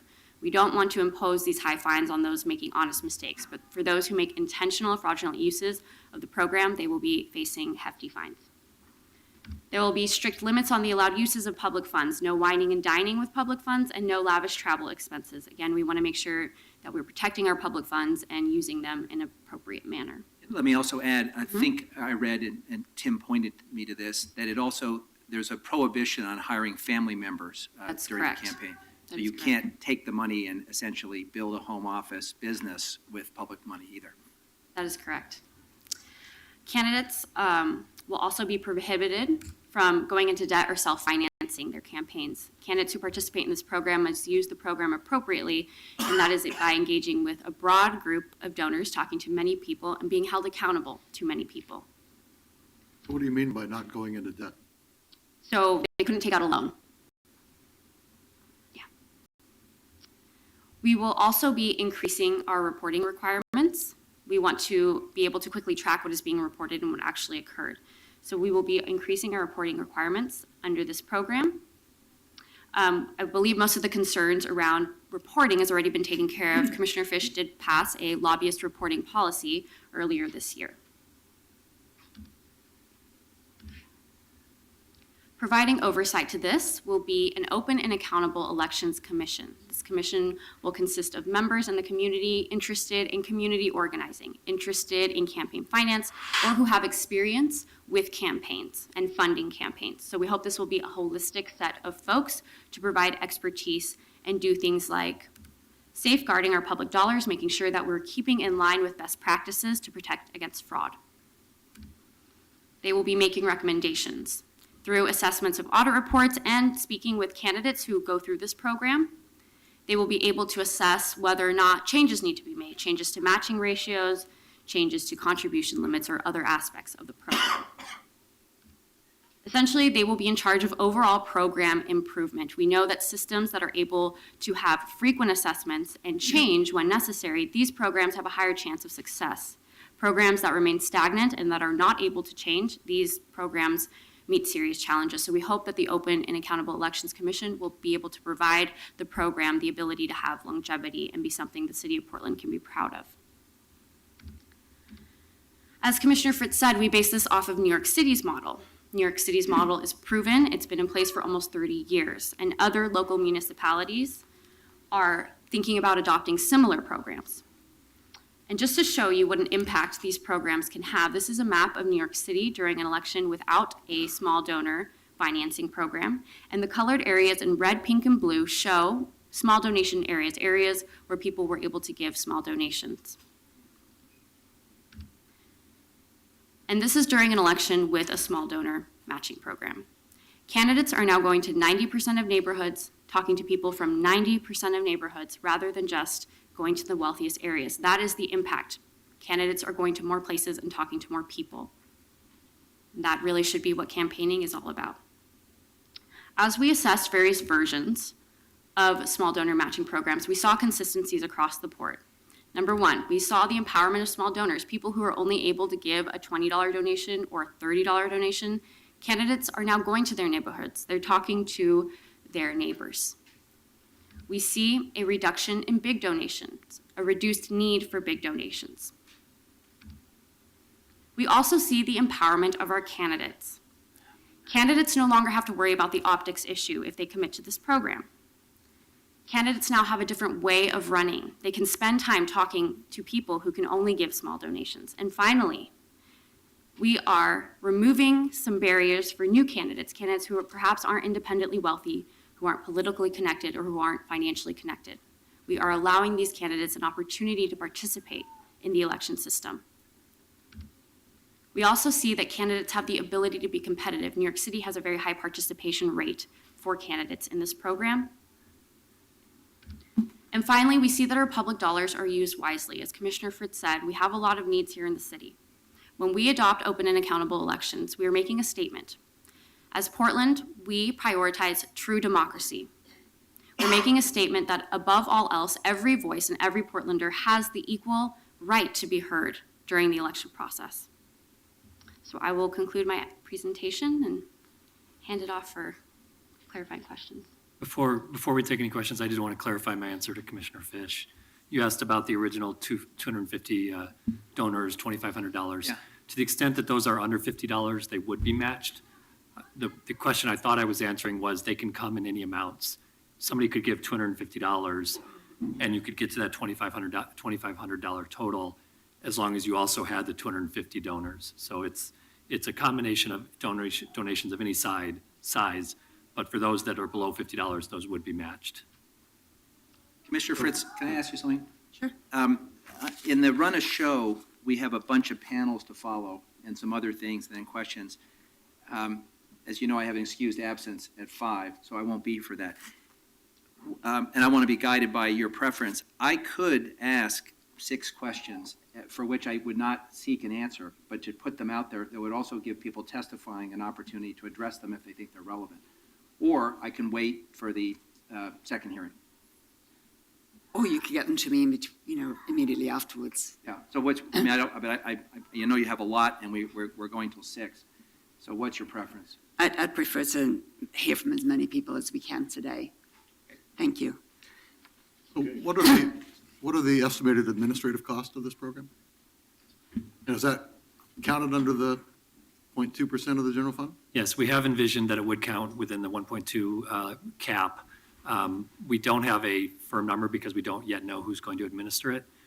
Using rough figures, we had figured one full-time permanent FTE, overhead costs, other administrative costs, and then some seasonal employment if needed during the heaviest periods. What does that ballpark out to? Just Well, we're figuring, I mean, just a ballpark of 200,000, but that's so ballpark that I hate to even say it. Thank you very much. I would like to ask our elected auditor to please come and share her thoughts on this. And one other, just point of order while she's coming up, I have to slip out for about 10 minutes for a conference call at some point in the next half hour. So when I leave, don't take it personally, but I will be right back. Thank you for sharing. Good afternoon. Good afternoon.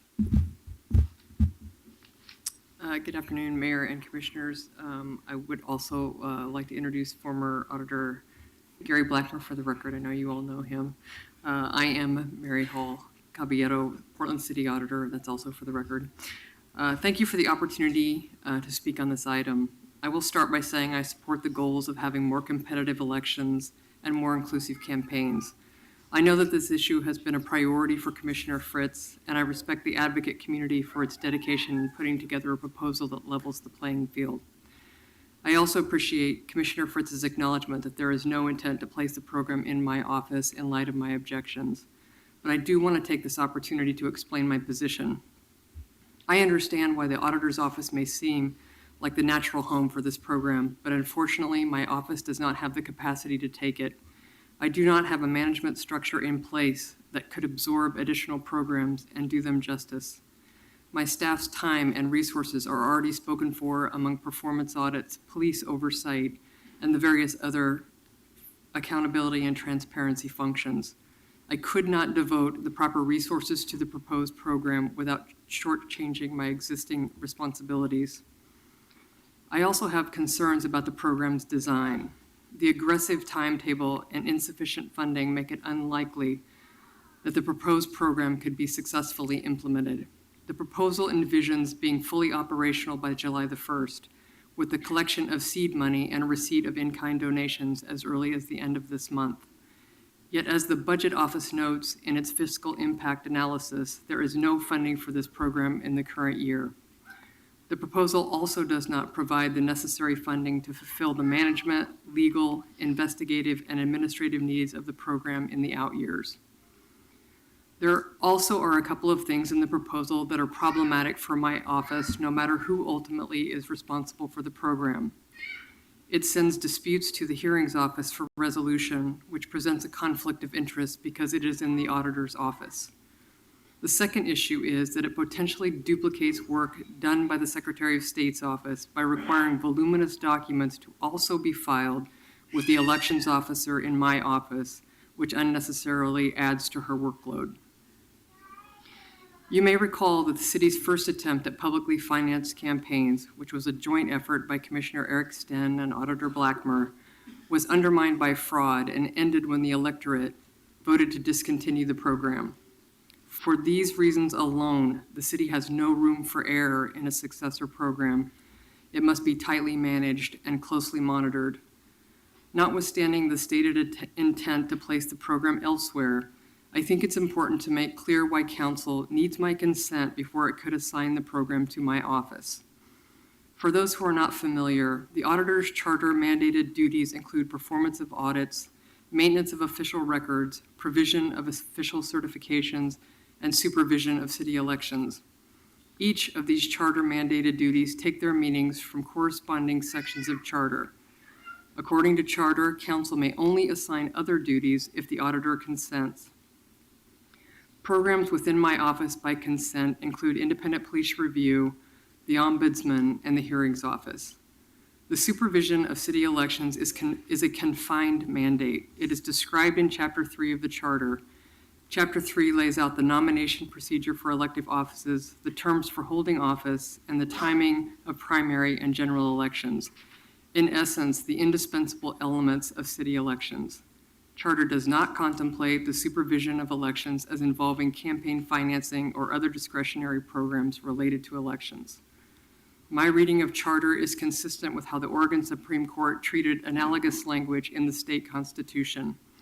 In a 1997 case, the Supreme Court determined that based on the text, context, and historical circumstances, the word elections in the state constitution did not include campaign financing. In summary, I am not in a position to assure Portlanders that implementation of the proposal would be successful and fraud risks could be controlled. For those reasons, I cannot offer my consent. And while I recognize that language was added intending to allow the city to contract out the administration of the program, I am still concerned that the proposal effectively assigns my office the responsibility. To avoid any confusion, I am asking that council strike the definition of auditor in the proposal and any subsequent references naming my office as responsible for its implementation. Thank you. Thank you.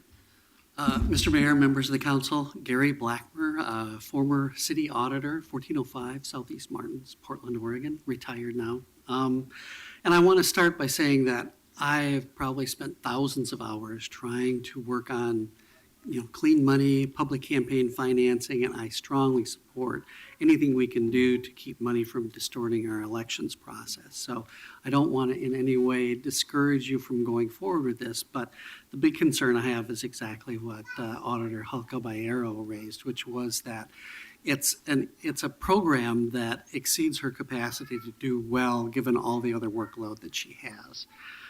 Just to give you a quick overview of some of the things that I did that increased the workload, but soon after I was elected, I did considerable research and proposed the ombudsman. After more research, proposed having independent police review in the auditor's office.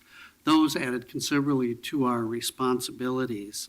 Several years after that, Commissioner Sten approached me and expressed his concerns about the increasing campaign spending that was going on, and he and I looked at the trends that were occurring, looked at possible strategies, and put together the clean money proposal.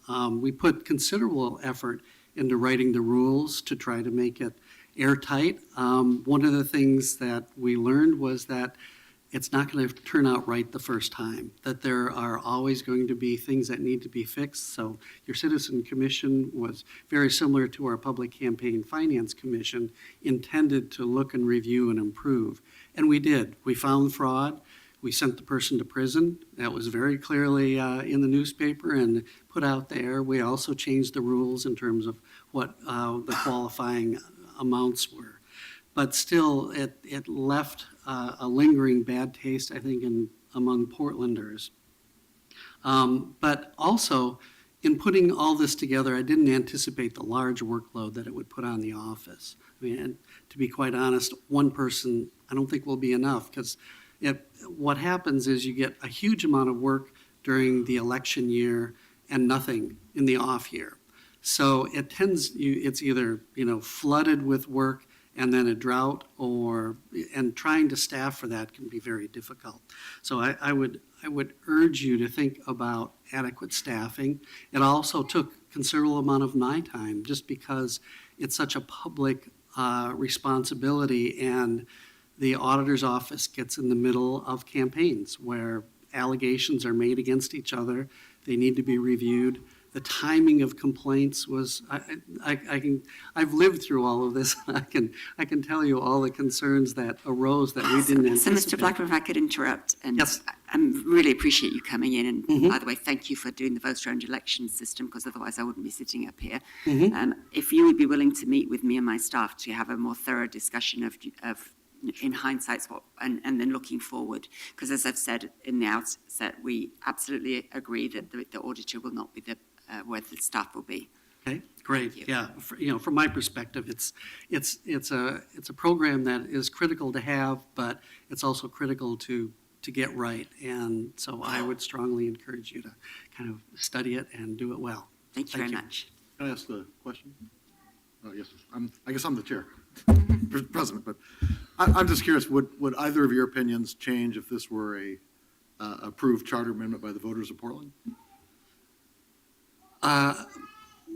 Answer first? No, because it's a capacity issue for me. I couldn't do it justice. I couldn't. Okay. And IPR took a lot more work than I anticipated when we first proposed it, and it's grown since then. And to that degree, I have to defer to the auditor, because the auditor is the only one that really has a good sense of the capacity of the auditor's office to handle more workload. Okay. Thank you very much. Did you have additional invited? I do, yes. So, and I really appreciate everybody being so patient. We wanted to make sure that everybody understands what we're talking about, but we are going to time the people who are coming up now. First of all, Casey Jarma from Unite Oregon, Jesse Beeson from Color Pack, and Amanda Manares from the Communities of Color. You want to go to time testimony? 3 minutes? I think Tim has given Carla the times. Welcome. If you could just give us your name, and you each have, how many minutes? 3 minutes. There's a timer in front of you. Okay, great. Well, thank you to Mayor Hales and the commission for having us today. My name is Amanda Manhadas. I'm with the Coalition of Communities of Color. I'm the advocacy director, and the coalition is an alliance of 20 culturally specific community-based organizations, including representation from the Latino community, the African American community, the Native American community, Asian Pacific Islander community, African, Slavic, and immigrant and refugee communities. And we work to advance racial justice by addressing socioeconomic disparities, institutional racism and inequity in services. And the coalition has been very active in the Open and Accountable Elections campaign because we believe in the spirit of the act. We think it will do great work to amplify community voices and improve our democracy by doing 4 important things. 1 is raising voices with the Match program. 2, reducing the influence of big money by requiring the caps for those who participate. We think the work to establish the oversight board will make sure the system is accountable and working the way it's supposed to. We also believe it will give community leaders and people of color the opportunity to run for office. I know you have heard a lot of reasons for enacting this. We think that elections are foundational to our democracy. And so for us, the community has been very involved in this. And we think for our democracy to work, we need 2 things that are reflected in this act. 1, we need people's voices to be heard in the process. And we also need leaders that reflect our communities. I think we've heard data around only 2 people of color ever being serving on the commission. We think this hits right at a fundamental barrier to running for office, which is fundraising. I think Commissioner Novick hit it right on the head when he talked about requiring a candidate to be wealthy or well-connected in order to be successful is part of the thing. I've worked with candidates before, and a lot of times a candidate is scared off by running for office when you ask them to sit down and make a list of every person they're going to have to call in order to run for office. Some candidates in communities of color also experience cultural barriers to running for office, and so they have issues in asking for money when they have to step too far outside of their communities and would prefer to reach out to their neighbors to do so. So we think this reform is pretty simple in that if you can show enough community support and if you can do the work to reach out to small donors, you can be successful. And we've elected each of you to enact these kinds of solutions. We think this type of measure requires a thoughtful approach, and our communities are calling and ready for it. So with that, we ask you to support the Open and Accountable Elections Act. Thank you. Thank you. Mr. Beeson, just give us your name. Sure. Good evening, Jesse Beeson, founding member of Color Pack. Thank you all for having me here today. Color Pack is building an organization to regularly recruit, train, elect, and support candidates of color to run for all levels of office here in Oregon. But today I'm here to read the open letter from our diverse group of folks in the coalition. So, as a diverse group of advocates that represent tens of thousands of Portlanders, we urge you to build on your work to advance transparent and participatory government in our city and to join us in supporting the open and accountable elections reform. Portlanders are indeed concerned that the current system of how candidates raise money creates barriers for people from our communities to participate in democracy. For instance, in the 2012 elections, 60% of all money raised for city campaigns came from just a few hundred donors who gave over $1,000. Their $1.7 million in donations dwarfed the $570,000 from 6,000 small donors who gave less than $250. This dynamic makes it more difficult for the everyday person to feel engaged in his or her democracy. Our city is stronger when everyone has an equal say and greater opportunity to engage in our democracy, whether by running for office to represent their own communities or bringing their perspectives forward on the policies that impact us all. Though Portland faces a host of challenges, we know that we can meet them together. We want to raise all of our voices to unlock meaningful solutions to our city's biggest challenges. Open and accountable elections creates new pathways to get us there. Our groups are on the front lines every day, advancing the interests of Portland's women, people of color, working families, immigrant communities, small businesses, young people, seniors, LGBTQ individuals, and other underrepresented groups. We believe in a Portland where the people we serve contribute to meaningful solutions to our city's biggest challenges and where they have a truly equal chance to run for office to do so. But there are real barriers to running and participating under our current system. Open and Accountable Elections Portland offers a powerful suite of tools to boost the trust and the pride that Portlanders have in their local government and to offer more Portlanders an avenue to engage in the city that we all love. We hope you will vote in favor of this reform. And our letter is signed by the Coalition of Communities of Color, the Asian Pacific Action Network of Oregon, Common Cause Oregon, League of Women Voters of Portland, Latino Network, Oregon League of Conservation Voters, Rose Community Development, Main Street Alliance of Oregon, SEIU Oregon State Council, Unite Oregon, NAACP Portland Branch, CAUSA Oregon, Communications Workers of America, the Bus Project, Color Pack, that's me, the Urban League of Portland, Bernie PDX, Portland Forward, Thousand Friends of Oregon, Osberg, the Sierra Club, Opal, Associated Students of PSU, Oregon Work and Families Party, Democracy Spring Oregon, Move to Amend PDX, 350 PDX, Western State Center, Represent Portland, and Oregon Walks. Thank you. Thank you. Thank you. Mr. Jama, just give us your name. Good afternoon, Commissioners. My name is Casey Chama. I'm the Executive Director of the Center for Intercultural Organizing. You have my testimony, so I'm not going to go and read through, but I'm going to make a couple of key points. Unite Oregon, I'm here today on behalf of Unite Oregon and Community Coalition of over 30 organizations, as my colleague said. We are supporting on this process because we believe Portland. We believe a Portland that's accountable. We believe a Portland that's inclusive. We believe a Portland that represents all the people that it serves. We run a program, for example, Unite Oregon, that is funded by the city of Portland called Pan-Immigrant Leadership and Organizing Training Pilot. I can attest to you, there's many folks that in that program, they are graduated who are, I believe, have the capacity to be sitting in that chair that you are sitting today if it's given the opportunity and they have the barriers that they face has been removed. I can tell you, we can do this. I know that there's a lot of questions that has been raised in this process, and it's important to have those discussions and have those questions be answered.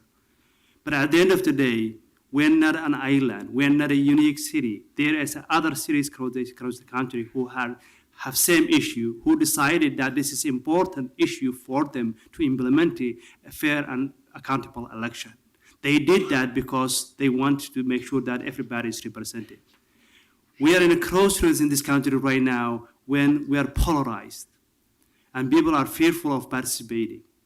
So I think in an opportunity of creating this type of program, what it will do for us, number one, is that it will show that everyone, Portlanders, regardless of their background, their country of origin, their race, their social status, can actually talk to their average Portlanders, their neighbors, their friends, their colleagues, and be able to raise the funding necessary to be able to run and represent Portland if the Portland gives the opportunity. So for me, the end of the day is that what is the options we have here? We can answer the questions and do the hard work and then create a program that's equitable and serves the city of Portland. Or we can sit back and be talking about and asking questions and creating and staying with the status quo that we are today. I do believe we are better than that. I do believe that Portland deserves better. I do believe that you care. I do believe you want to be accountable to the Portland community. I do believe that Portland wants the first city council members. I do believe Portlanders want accountability. I do believe that Portland does not equate people when you are running for office. If you get money from the way you do right now, it doesn't mean that you're creating it's a corrupted system. But we need to create an opportunity where people like me can be sitting in this chair table in front of me and see represent. I have a 6-year-old twins.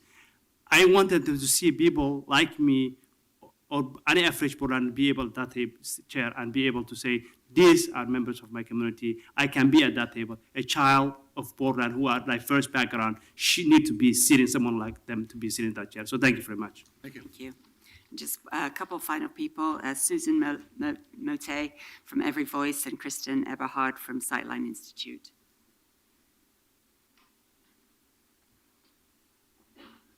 Welcome. If you could just give us your name, and you each have 3 minutes, and there's a clock in front of you. Hi, thanks for having me. I'm Kristen Eberhard from Sightline Institute. Sightline is a Pacific Northwest regional think tank, and you saw some of our research in the presentation. So why does Portland need open and accountable elections? Well, we all agree our democracy should be of, by, and for the people. But things are out of balance. Wealthy donors have an outside influence on elections, and candidates for public office have to spend an outsized amount of time talking to those wealthy donors. So, and this is true not just in DC, but here in Portland. So for example, in 2012, just 600 big donors accounted for nearly 60% of all of the money going to council races. And these few big donors just drowned out the voices of people who could only give $10 or $20. And in this year's mayoral race, we saw that the winning candidate raised almost $500,000 from just 400 wealthy individuals.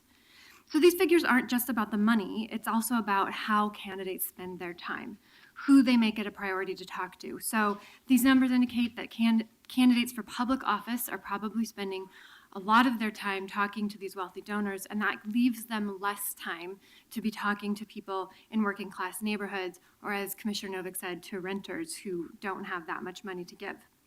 And this imbalance between these few big donors and everybody else impacts how people feel about their city government. So when candidates aren't coming to their neighborhoods, aren't calling them to ask for money, people start to become disengaged and feel that local politics is an insider game that only certain people can play. So we know from experience that a public match can really change this dynamic. So a public match can restore balance, strengthen the voices of everyday people, and free up candidates to spend more of their time serving regular Portlanders. Mayor Bill de Blasio from New York explains that New York's public match system lets a candidate run a people-powered campaign. So he says you can make small donors the centerpiece of a campaign, and you don't have to rely so much on big money donors. Portland could do the same thing. A public match also allows candidates to spend more time reaching out to more people and to more diverse people. So in New York, candidates in state races where they don't have a match available, they only get contributions from 30% of the neighborhoods, mostly the wealthiest neighborhoods in New York. But in the city council races where they do have a match available, those candidates go to 90% of the neighborhoods, including African American, Latino, and immigrant neighborhoods. And their list of donors includes not just wealthy professionals, but also artists, barbers, cab drivers, carpenters, police officers. All of them are able to participate when there is a match available. A public match also makes it possible for more regular people, including women and people of color, to run for office. So New York Council member Jumaane Williams, who defeated an incumbent to win a seat on the New York City Council, said it was the public match that absolutely made it possible for someone like me to run for office. Without those matching funds, winning would have been difficult, if not impossible. So Portland has the opportunity to do the same thing, to empower and engage everyday people in city elections, and especially at this time of change and growth for Portland, it's important to level the playing field and empower a greater diversity of people to participate in shaping the city's future. Thank you. Ma'am? Thank you. My name is Susan Matei. I'm representing Every Voice, a national organization dedicated to passing and helping implement small donor-funded election reform. Thank you for the opportunity to testify today. It's hard to deny that money in politics creates a problem at the federal level, and even federal elected officials are conceding that point, although nearly all of them say that they personally are not influenced by money in politics. However, I find that many state and local officials say that money in politics isn't a problem at their level of government, and I have yet to meet a state or local official who will admit that money in politics influences any of their decisions. Kirsten Eberhard just reviewed the data that shows that Portland's democracy is out of balance when it comes to key measures of money in politics, so I won't repeat her data. I have something different to share. Because Every Voice did polling in Oregon last November, I can share how Portlanders perceive money and politics in their own backyards. Portland respondents revealed the following. 81% of Portlanders believe that the middle class is struggling because politicians rigged the rules of the economy, including taxes. 81% believe that unless we change the way elections are funded, elected officials will work for large donors. 72% say they support new laws that control the way political campaigns can raise and spend money. And 70% believe that candidates receiving limited public matching funds after agreeing to take no large contributions is an effective way to clean up politics. 32 localities and states have small donor-funded elections programs. These programs increase and diversify participation in democracy so that participation by donors, voters, and elected officials reflects the diversity of the jurisdiction and brings residents back into the center of the democracy.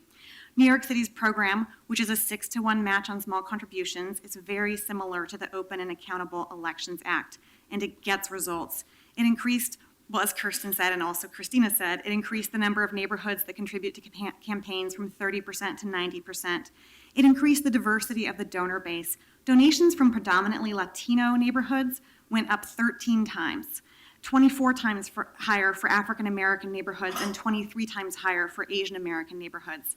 It enabled candidates without access to networks of wealth to win elected office.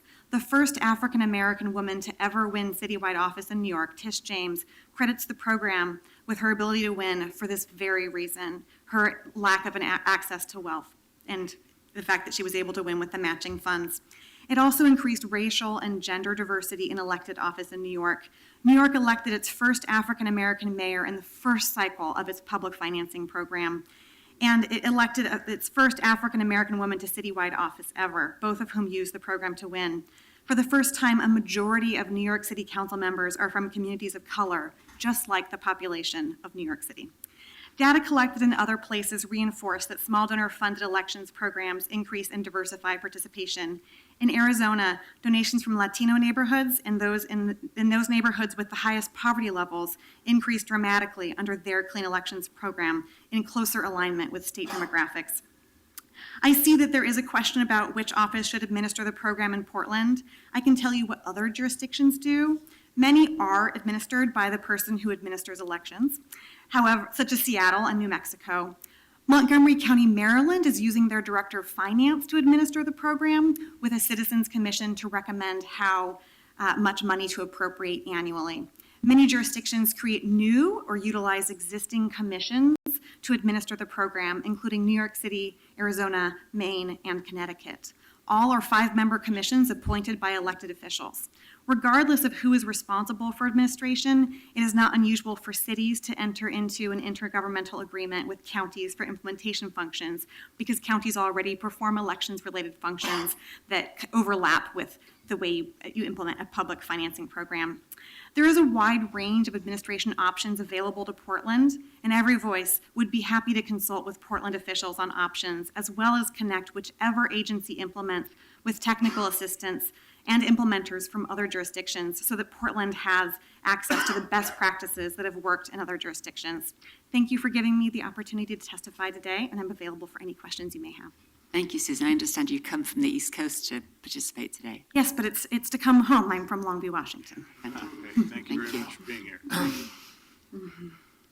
think we're good, thank you. Great, thank you. And Commissioner Fisher, if you would like to list your questions quickly so that people who are going to be coming up to testify may be able to speak to them. Would you like to do Thank that? you. I'll do it very quickly. Thank you. Thank you, Commissioner Fritz. I had the benefit the other day of sitting down with Tim Crail and walking through some of the open questions because there are some things marked to be determined in the draft we have. So I'm going to just put some questions on the table.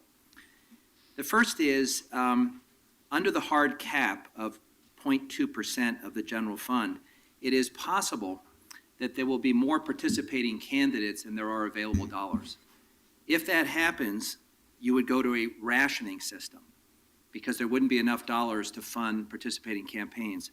How would a rationing system work, and what would be a fair way to do that? Number two, there's an anti-collusion provision in this draft, which I think is very important. But there is also the possibility of collusion informally. And here's how it might work. 4 or 5 people who are single-issue candidates who participate in this system for the purpose of talking about one issue for the duration of the campaign, hoping to have someone make a runoff.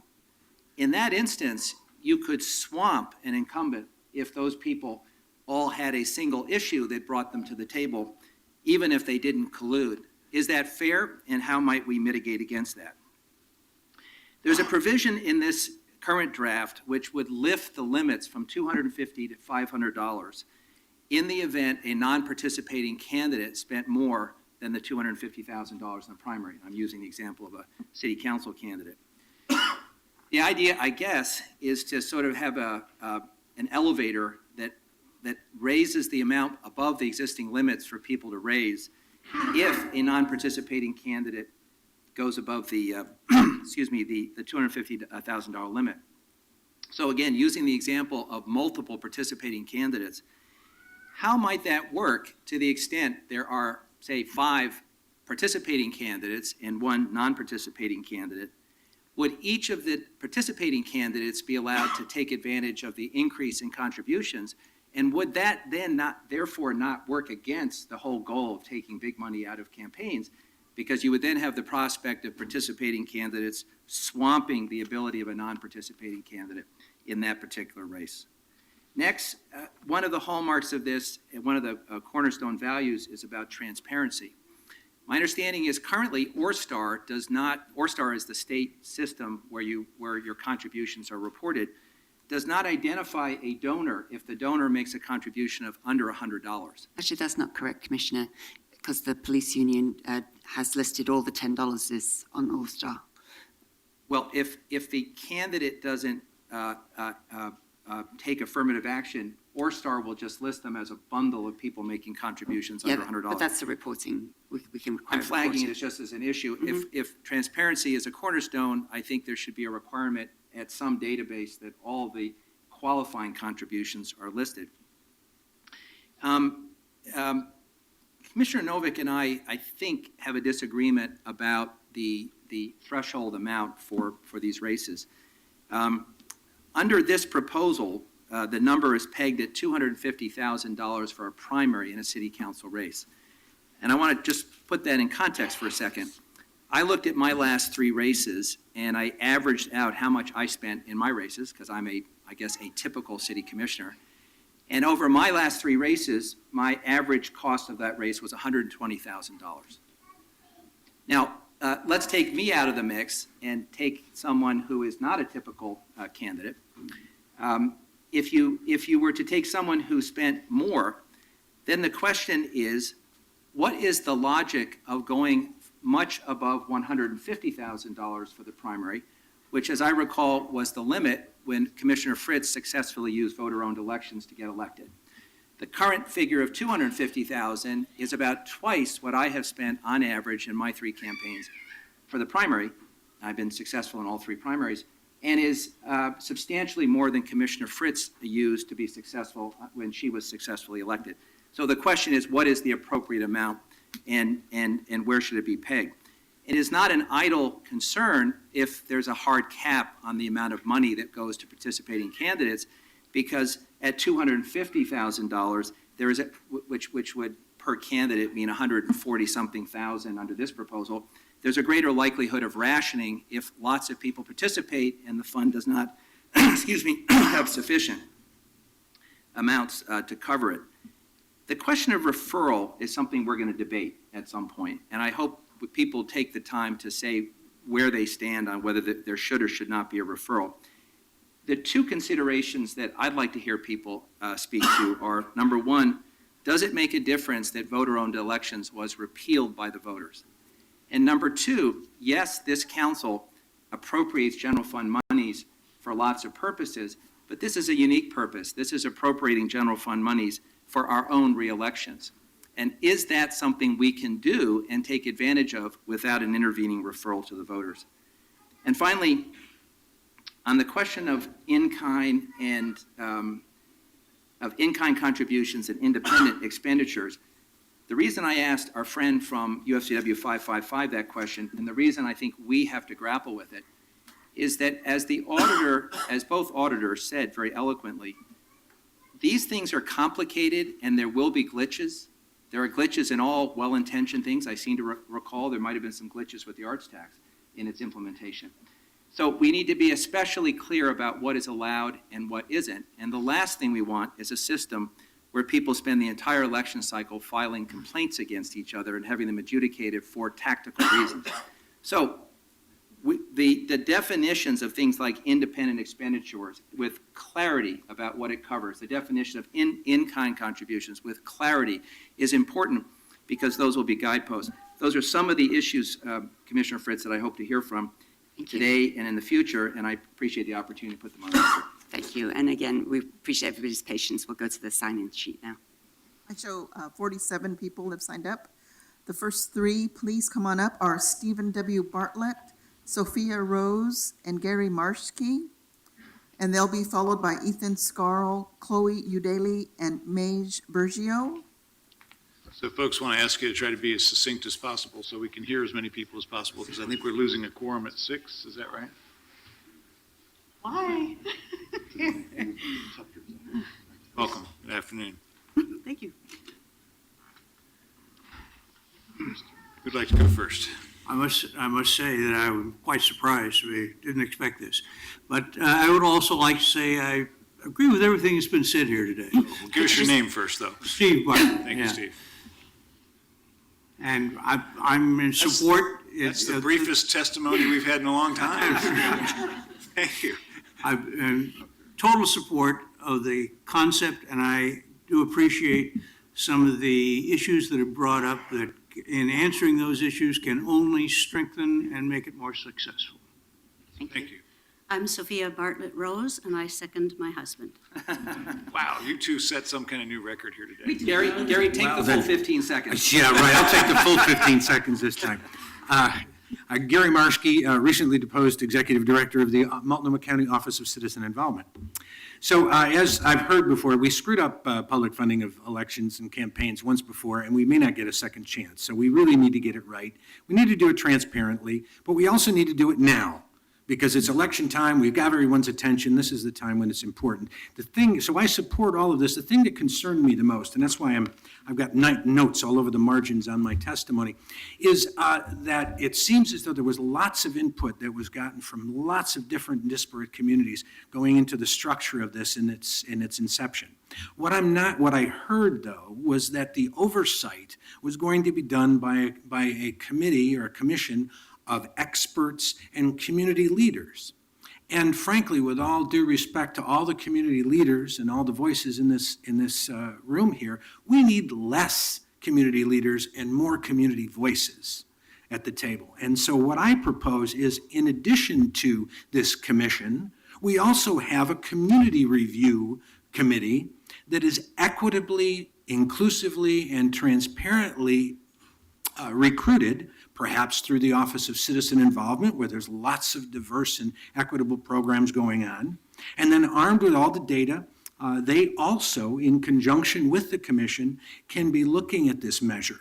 A plethora of perspectives suddenly drawn from all over the community, working with their city government to bring truly open access to elections to anyone that seeks a voice. Part of the past fraud that we heard about could have actually been prevented in voter-owned elections if people from certain cultures would have been represented at the table and could have shared their perspectives, because some of it was really based on cultural misunderstanding of how government really works in this country. So if we have those voices at the table, we have those people represented, what we have is better solutions and more sustainable solutions. People from communities that are experiencing the obstacles and the barriers, guiding new approaches that open doors to public participation in elections. People with political and social and personal agendas, leading their passion in conversations, pushing the envelope of progress. And those people with privilege opening doors and stepping aside while the community does its work. So bringing all communities together to develop and administer, along with the experts, viable community-based solutions to one of the fundamentals of our democracy is really what I would call the practice of equity and inclusion. And that's what I'd like to see incorporated into this new proposal. Thank you. Thank you. That's a great suggestion. And actually, everybody, we're going to continue to having these discussions. So send in your comments to me or to Christina Nieves, and we'll make sure that everything gets moved forward. Thank you. I second him too. Thank you very much. The next three are Ethan Scarl, Chloe Udaley, and Maj Bergio, and they will be followed by Jason Kafori, Jefferson Smith, and Daniel Lukow. Good afternoon, welcome. I think you're first, go ahead. Very good. Mayor Hales and commissioners, I appreciate the opportunity. And I'd just like to affirm my support for the excellent testimony that we've been hearing, both from the council and from the floor. My name is Ethan Scarl. I'm a retired physicist and computer scientist and currently work with the Alliance for Democracy. I will just add a couple of little points. One, we are in the midst of perhaps the most tumultuous and bizarre election season in American history. And the dominant theme coming out of that is citizen cynicism. People don't believe that they have a voice. And I do believe that the situation in Portland is vastly superior to that of the country as a whole in this respect. But nevertheless, there is cynicism in the street. And I would love to be able to turn to the guy on the bus who says, those guys in City Hall, they don't care about us. They just after their own business. And tell them, hey, if you can scrape together $50 every couple of years, there's a multiplier that'll give you enough, that'll make it reasonable to ask for an audience or have your voices be heard. Another aspect of this proposal, which has not been perhaps emphasized enough, is transparency. And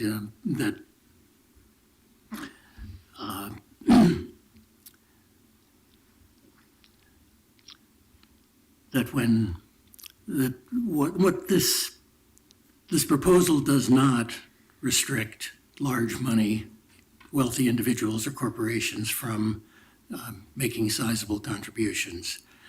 But as long as it becomes clear to the voters that that has happened and where that comes from, then we'll be a long way toward remedying the worst effects of that. And so that's much appreciated. So I do have faith in this council. I believe that you are dedicated and will find a way to, I understand that the problems are not trivial, but that you will find a way to implement this and address the problems that the auditor has raised and give us some public financing again. Thank you. Thank you. Thanks very much. Welcome. Hello, my name is Chloe Daly. Today is a sad day for Portland's housing justice community, so forgive me if my testimony is a little raw. To be honest, this is about the last place I want to be to talk about how our lack of diverse and true representation is contributing to the inequities and injustices that we are confronted with every day. But here we are. Before I begin, I want to send word from Representative Alyssa Kenny-Geyer, who is out canvassing for Measure 97 and wants to express her support for open and accountable elections. So, the fact that in over 100 years, only 7 women and 2 people of color have ever been elected to council should be proof enough that our form of city government deeply entrenches incumbents and favors the politically connected and affluent. And the current state of our city certainly reflects the fact that too many of us do not have real representation. But let's use my candidacy as a case study. Despite my lifelong connection and service to this community, my decades of experience, my significant support, and my over 700 campaign contributors, I have struggled to raise enough money to run a competitive campaign, in part because I've declined to take donations from entities that stand to profit from doing business with City Council for many of the reasons that people have already expressed today. And, you know, most of those entities include the 600 people who typically fund our elections, so I have had challenges. As a person of modest means, a single parent, a small business owner, and a renter, I have more in common with the average Portlander than I do with anyone currently sitting on City Council. That's a problem.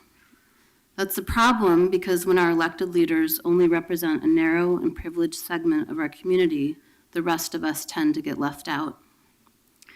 If we had a publicly funded option in place today, I would have been done fundraising many weeks ago and could focus on what's more important, building relationships with constituents and gaining a deeper understanding of the issues we're facing as a city. It's not the fault of individual commissioners that they can't understand and address all the needs and challenges of our broader community, but I do believe it's incumbent upon you to recognize and reduce the barriers to participation in our political process and help make way for a wave of new leadership, which must include women, people of color, and members of other marginalized groups in our community. I support Commissioner Fritz's open and accountable elections. I am proof that it doesn't take $500,000 to run a viable campaign for City Council, but I won't deny that it's been incredibly challenging, and I want to ensure that people with less privilege, opportunity, and resources than me can run and win in the future. Thank you. Yeah, hi, my name is Meg Bergio. I'm a member of Portland Forward, and I also live and work in Portland as a case manager for adults with intellectual and developmental disabilities. So because of my job, I get to see the daily struggles that so many have in our community. For individuals that are living in crisis and those that are struggling to stay safe and to stay housed, you know, political rhetoric and policies are typically far from a priority. It's hard sometimes to find compelling reasons to motivate people living in these situations to get involved in our local political process with so many other things on their plate and on their mind. But I believe that this proposal could truly make a difference in engaging everyday Portlanders, and I'd like to offer an example for how. Right now, I have the privilege to help facilitate a self-advocacy group for about 10 individuals with intellectual and developmental disabilities. In our group of about 10 people, only one person has a part-time job, and every other member lives off of a Social Security benefits, which is about $733 a month. So as we meet as a group, as we talk about the things that are important to us, about how government affects our lives, about why we should be engaged and involved and interested in our local campaigns and getting elected officials that share our values, asking even a donation of $10 is a huge sacrifice for people. But if we could get as a group and if each of the member of this advocacy group was able to donate $10, and I could say, guess what, that's going to be matched 6 to 1. Your $10 donation actually turns into $60 donations. If everybody in this group can give $10, all of a sudden this group can give $600 to a candidate for local office. That builds true political equity within that group. We might have elected officials running for office that would want to come and talk to us at our meeting. We might get to share a little bit about what our lives are and what is important to us. So I just would like to say that I think you have the opportunity to show leadership here in passing a policy that really makes a difference in engaging everyday Portlanders, and I hope that you take it. I think that all Portlanders deserve a voice, not just a voice that's proportionate with their income. So thank you so much. Thank you all. Next three are Jason Kafori, Jefferson Smith, and Daniel Lukow, and they will be followed by Carol Cushman, Amira Streeter, and Octaviano Mercerius. Good afternoon, welcome. Thanks for having us. Money in politics is obviously, Jason Kafori. I'm an attorney at Kafori and McDougall law firm. I'm also helping with many people in this room on the local campaign finance reform measure at the county level, which is before the voters, Measure 26184, which would have $500 contribution limits and disclosures. And I think let's watch and see what happens. I think that is going to pass, and I think you're going to see that it's a left-right issue, campaign finance reform. This, to me, is a great start. I think it still needs some tweaks here and there. I love the idea that going to a coffee shop and meeting with a small number of people would be financially beneficial for candidates. I love that idea. I love the idea of going door to door, knocking, and being able to tell someone, hey, give $5, $10, $20, and it matches. And I think we'll see a lot more people engaged in our political process if we pass this. I do have a couple of concerns. I think that these caps, without some sort of flexibility and some sort of monitoring group, could lead to people not deciding to run because there's too many people already running, the pot's not big enough. Commissioner Fish, I heard your concern. Just running this local campaign, it costs tens of thousands of dollars to get up on TV. It costs tens of thousands of dollars to do mailings. You have to have enough money in the system, and you have to be able, if we're really going to get more people to participate, to be able to not have folks feel like their hands are tied because there's not enough money and there's too many folks wanting the money to be able to run. So I think that there has to be some sort of flexibility, and I don't know if it needs to go back to city council to change in the middle of a cycle, but we don't want to have a system where we create this brilliant idea, but it turns out to not work in reality because people can't use the money. This doesn't do anything, obviously, in terms of the independent dark money as we're seeing now.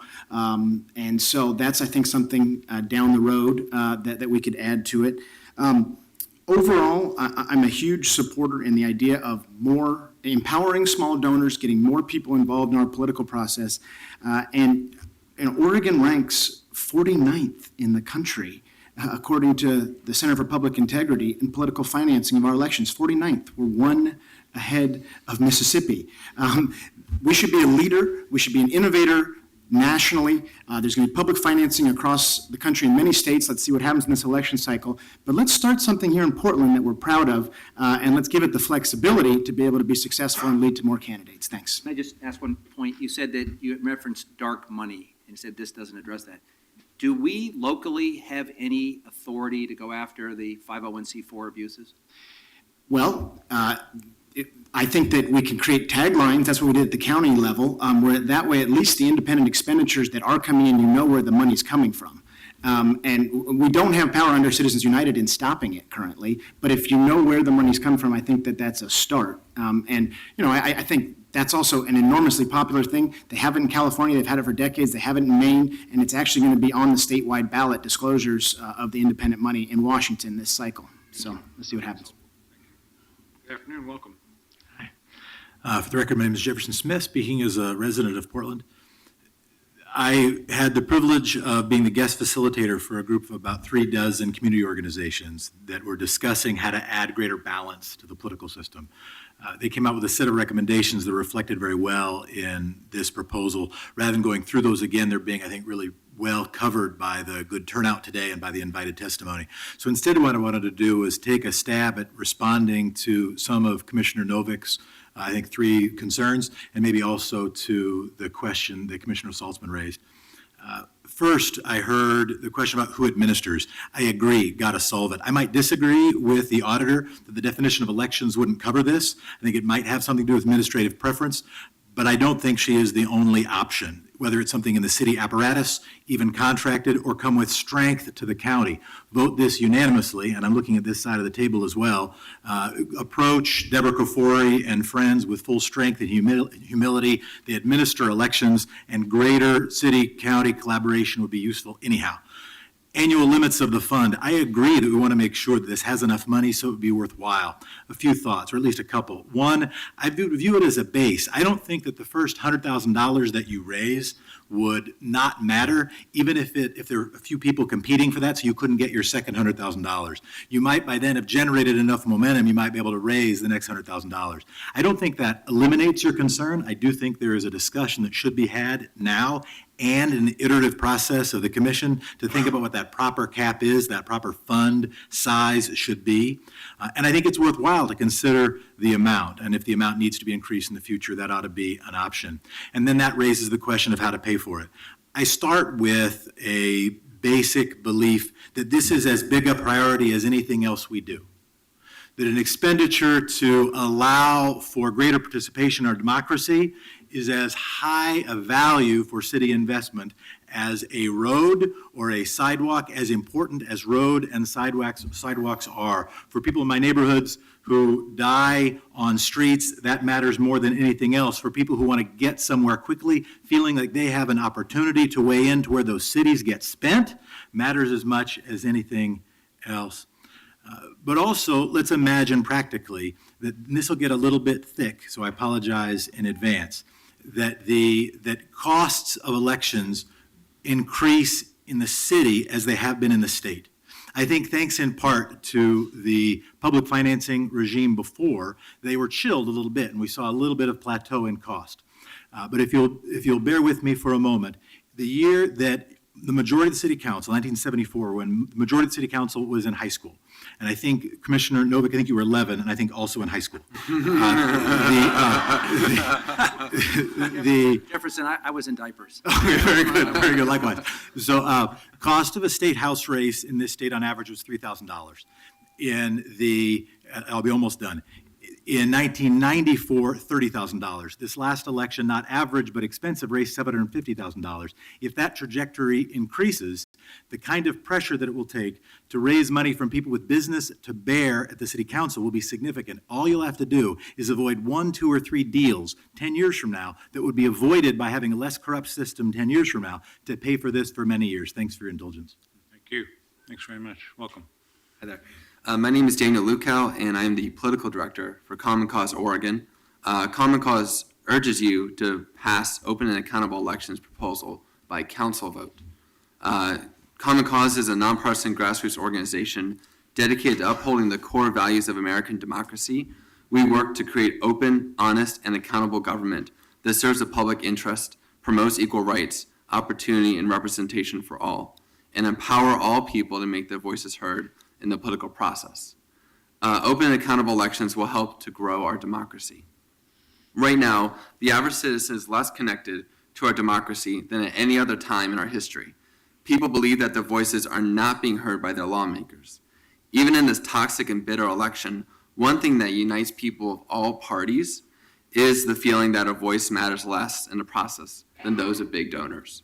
And this has led to a collapse in trust in our government and an increase in feeling disengaged, disillusioned, and disenchanted.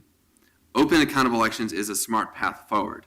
When we limit big money and match small contributions, candidates have an incentive to campaign every neighborhood and among every community. That gives everyone the ability to engage in the conversation. As we've seen in other communities where similar reforms are enacted, this increases participation, it broadens the discussion, and ultimately supports a more robust and representative government.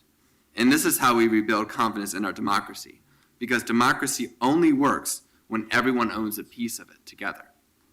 Our country has a long history of growing our democracy. First, we gave men the right to vote, then men without property, then women, then people of color. Then we let people vote by mail, then we let them register in a simple manner. Open and accountable elections is the next logical step in bringing people in and making sure that they have a seat at our table. Thousands of Portlanders have come together to call for open and accountable elections.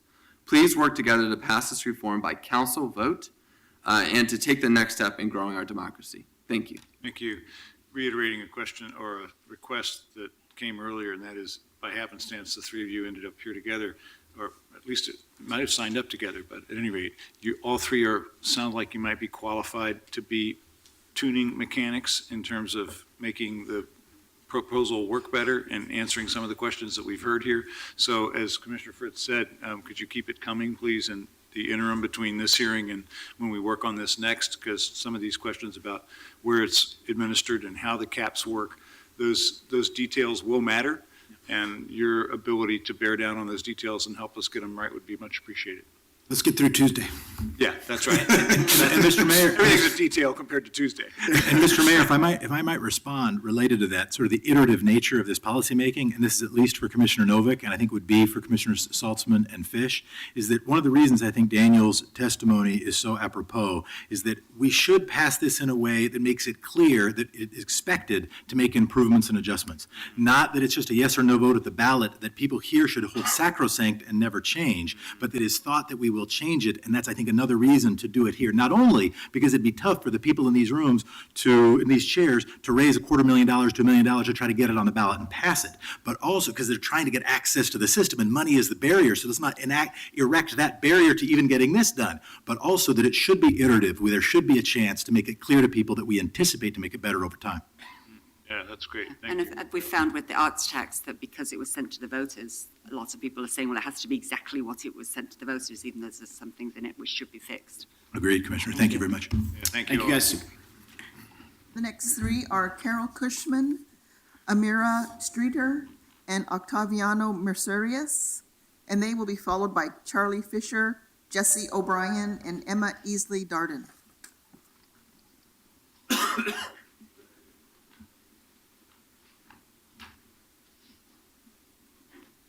Good afternoon, welcome. Who'd ever like to be first? I don't remember the order, so. Go ahead. Okay, I've got all kinds of time. I'm Carol Cushman, and I'm representing the League of Women Voters of Portland. As an organization that promotes active and informed participation in government, we have made money in politics reform a priority issue since 1973. At the local, state, and national level, leagues throughout the country are working towards our goal of a more inclusive political process with broad-based open elections. We urge you to move Portland one step closer to getting greater participation in elections by directly enacting open and accountable elections reform.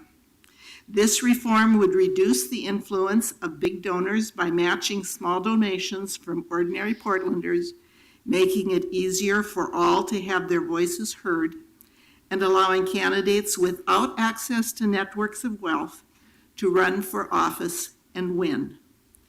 In Portland, we don't shy away from breaking with the status quo when the status quo isn't working. We don't have to wait for Washington, D.C. to act. You have the opportunity to reduce the power of money and increase participation in city elections right now. This approach to reform has proven to work in places such as New York City. Because their small donor matching system, candidates are campaigning in 90% of neighborhoods instead of just the wealthiest areas. Here in Portland, we can replicate this success and ensure more people have a say in our elections by encouraging candidates to campaign and seek donations among voters in all parts of the city. These donors will have a stake in the success of their preferred candidate and likely will be inspired to increase their involvement in city politics and policy development. Participation. This reform will enhance political equality, ensure maximum participation in the political process, protect representative democracy from the distortion of big spending in election campaigns, ensure transparency and the public's right to know who is using money to influence elections, and enable candidates to compete equitably for office. The League urges your support for this reform. Thank you. Thank you. Welcome. Yes, hi, Mayor Hales, Commissioners. Thank you for having me today. My name is Amira Streeter, and I am the Policy and Advocacy Director for the Urban League of Portland. The Urban League is a community-based organization founded in 1945 to empower African Americans and other Oregonians to achieve equality in education, employment, and economic security.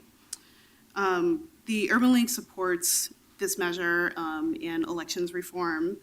Our democracy is stronger when we increase participation, and this measure would allow more equitable representation in the most important form of government that we have in the state.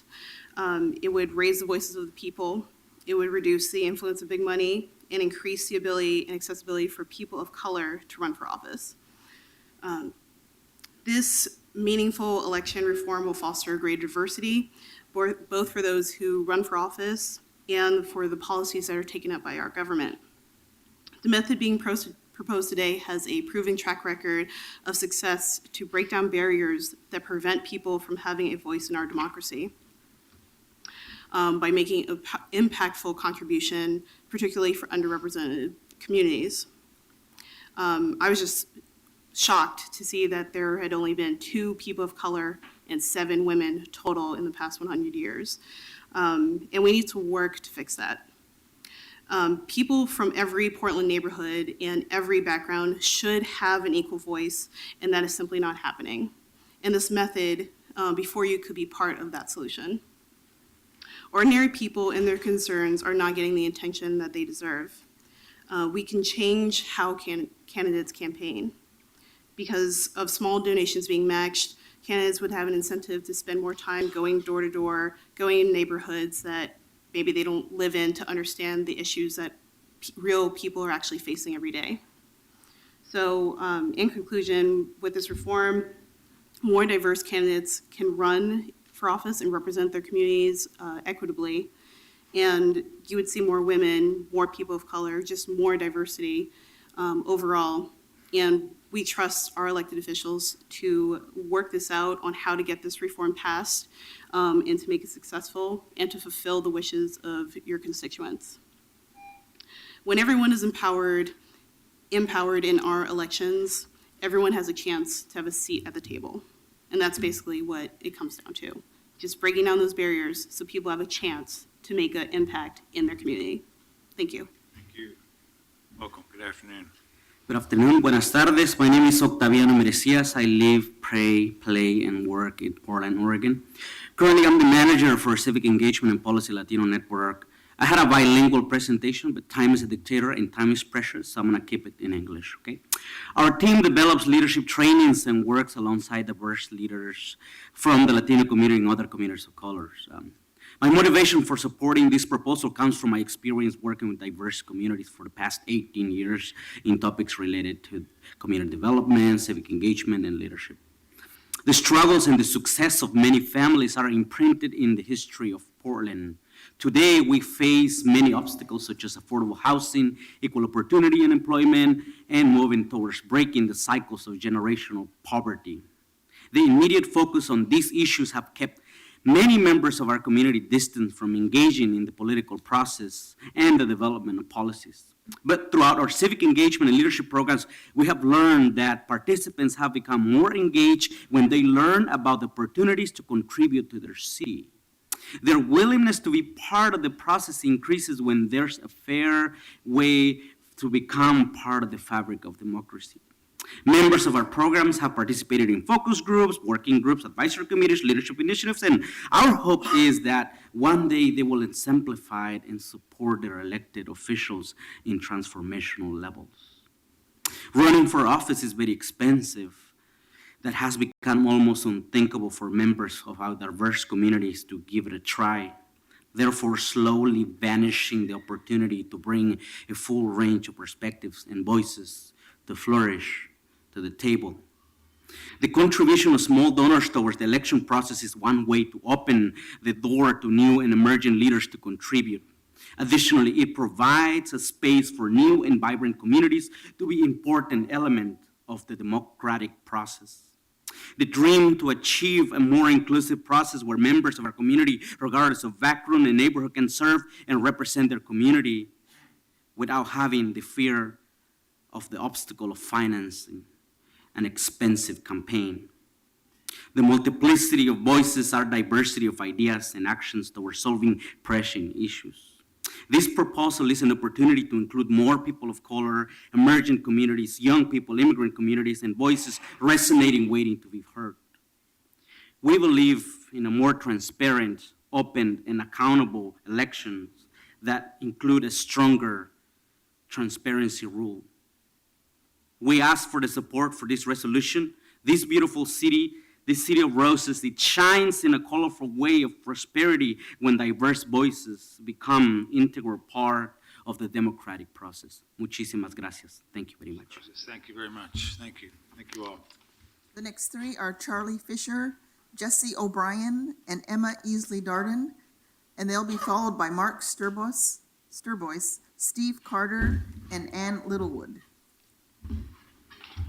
Well, I guess I'll start. Good afternoon. Good afternoon. Mayor Hales, Commissioners, my name is Charlie Fisher. I'm the State Director of Oregon State Public Interest Research Group, or OSPIRG. We're a statewide, citizen-based organization with thousands of members in Portland. And I think we kind of bring a unique perspective to this to some extent because, you know, we have thousands of conversations with people at their doorstep in Portland every year. I'm sure many people in this room, probably multiple times. And I can say for certain that one of the things that's really on the mind of a lot of our members is the influence that big money has in our elections process. People want to participate and make a difference in the democratic process, either as a candidate or as a donor. But too often these people just decide not to because they think either they can't run a successful campaign against well-funded candidates or they don't think their $5, $10, or even $50 contribution is going to make a difference. So we think that this reform can play a positive role in how representative our candidates for office are. And then I think the other thing is, you know, I can say from experience that the fact that we fundraise small dollar contributions from people at their doorstep actually leads to greater accountability and awareness of the issues that people care about. So as a grassroots organization, we do get the vast majority of our funds from small individual donors, and it means that we really do have to think long and hard about what people care about and, you know, what they really want to support. And I think that concept and philosophy can be translated through this because it'll mean candidates doing often the same thing that we're doing, asking people for small contributions and giving them the opportunity to kind of invest in their democracy. So for that and many other reasons, we urge a unanimous council vote in favor of this. Thank you. Thank you. Thanks very much. Welcome. Thank you, Mr. Mayor and Commissioners. I am Jesse O'Brien, and I am the Policy Director of OSPIRG, and Mr. Fisher ably represented our organization's position, but I have the distinct pleasure to be here to deliver a petition signed by over 1,000 Portlanders from all over the city. And I'm just going to read the petition. I would like to note that it is in the first person, but I hope you will hear that and not think of me, except in as much as I'm one of the people who signed the petition, but think instead of over 1,000 Portlanders from every corner of the city and every walk of life. Dear Portland City Council, as a Portland voter and constituent, I write in support of the Open and Accountable Elections Act. Portland candidates are spending too much time raising money from wealthy donors and powerful corporate interests instead of campaigning among everyday voters. In 2012, a few hundred large donors gave 3 times more to candidates for city office than 6,000 everyday voters. This creates a disparity in which some voices speak louder than others in our democracy.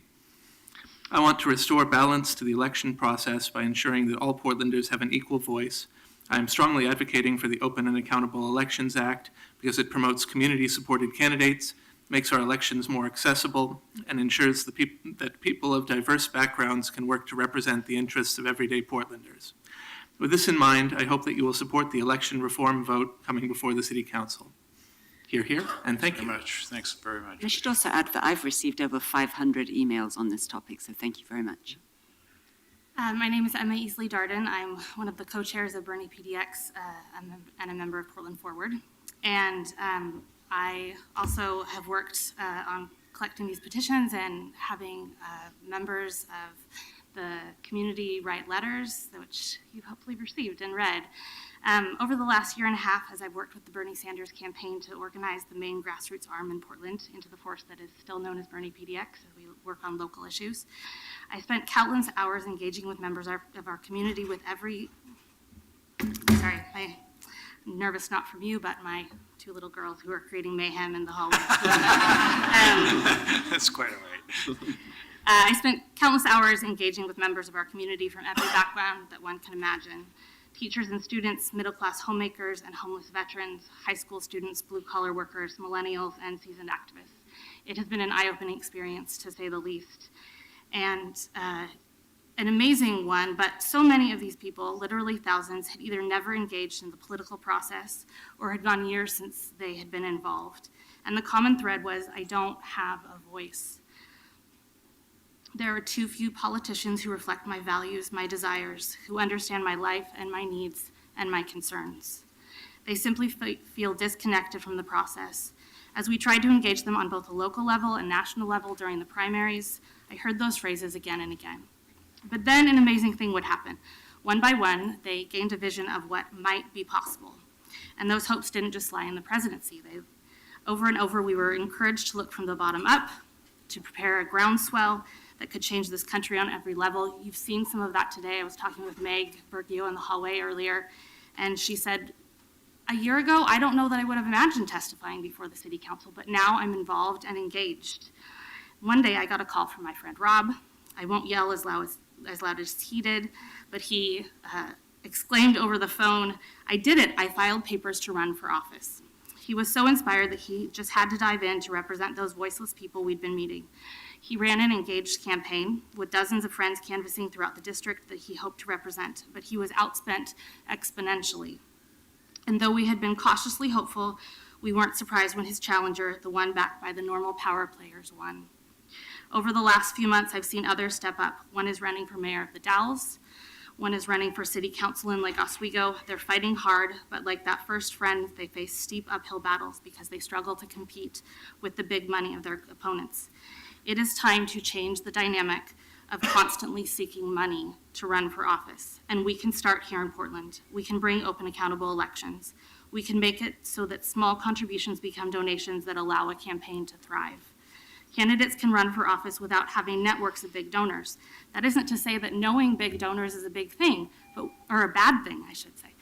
But wouldn't you rather spend your time meeting with constituents in large groups or small groups, some of them with large amounts to spend, up to the $250, and some with $5 or $10 to spend, like Bernie collected from so many people throughout the nation.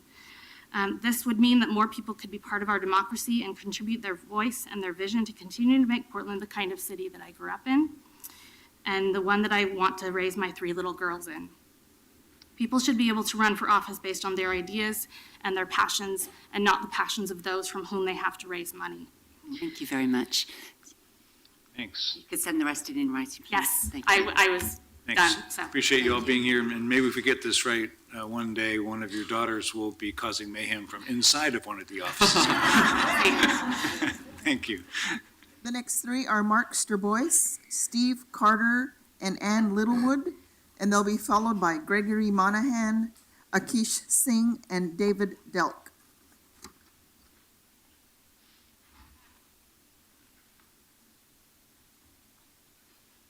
Good afternoon. Good afternoon. Mayor Hales and Commissioners, my name is Mark Sterbois, and I'm representing the Communication Workers of America, Local 7901.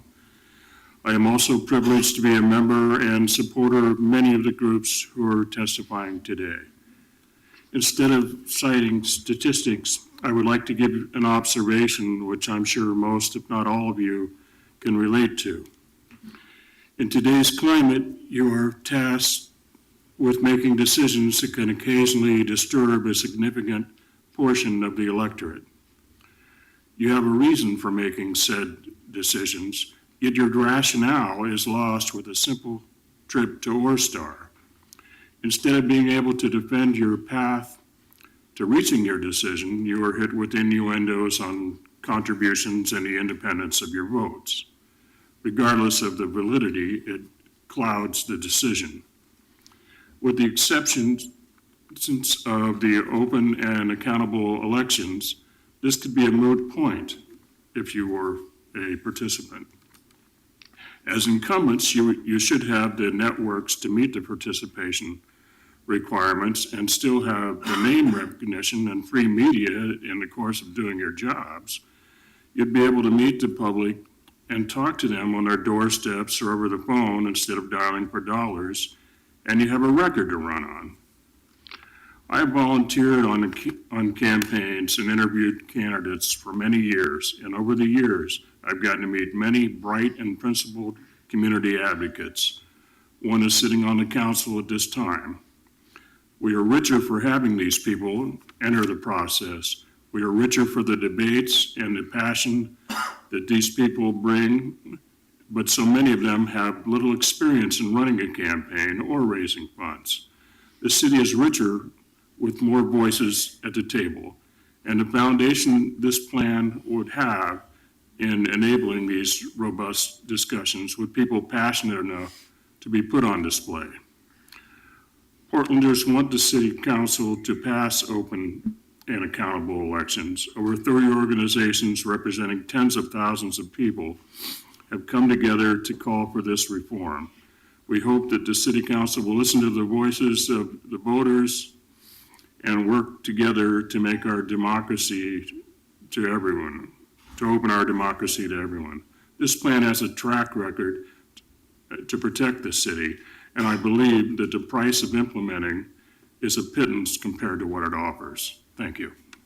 Thanks, appreciate that point, sort of how it works on this side of the dais, and that is, I'm a little bit of a laboratory experiment here in that I announced a year ago that I wasn't going to run for office again, and people have disagreed with me on one or another issue, as always is the case, as you pointed out, but people immediately stopped questioning my motivations, and I noticed the difference.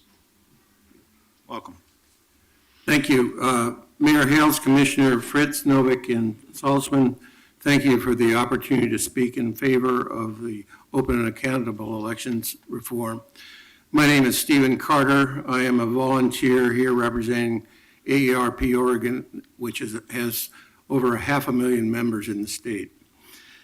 AARP supports this proposal because we believe it will encourage broader representation in city government, greater participation of citizens in political campaigns and elections, and create more trust in government and greater transparency and accountability in campaign contributions and spending. Transparency is a critical component of good government. Citizens deserve to know and must know how public money is being spent and who is spending that money on political campaigns. There is a tremendous amount of public distrust about the influence of big money in government.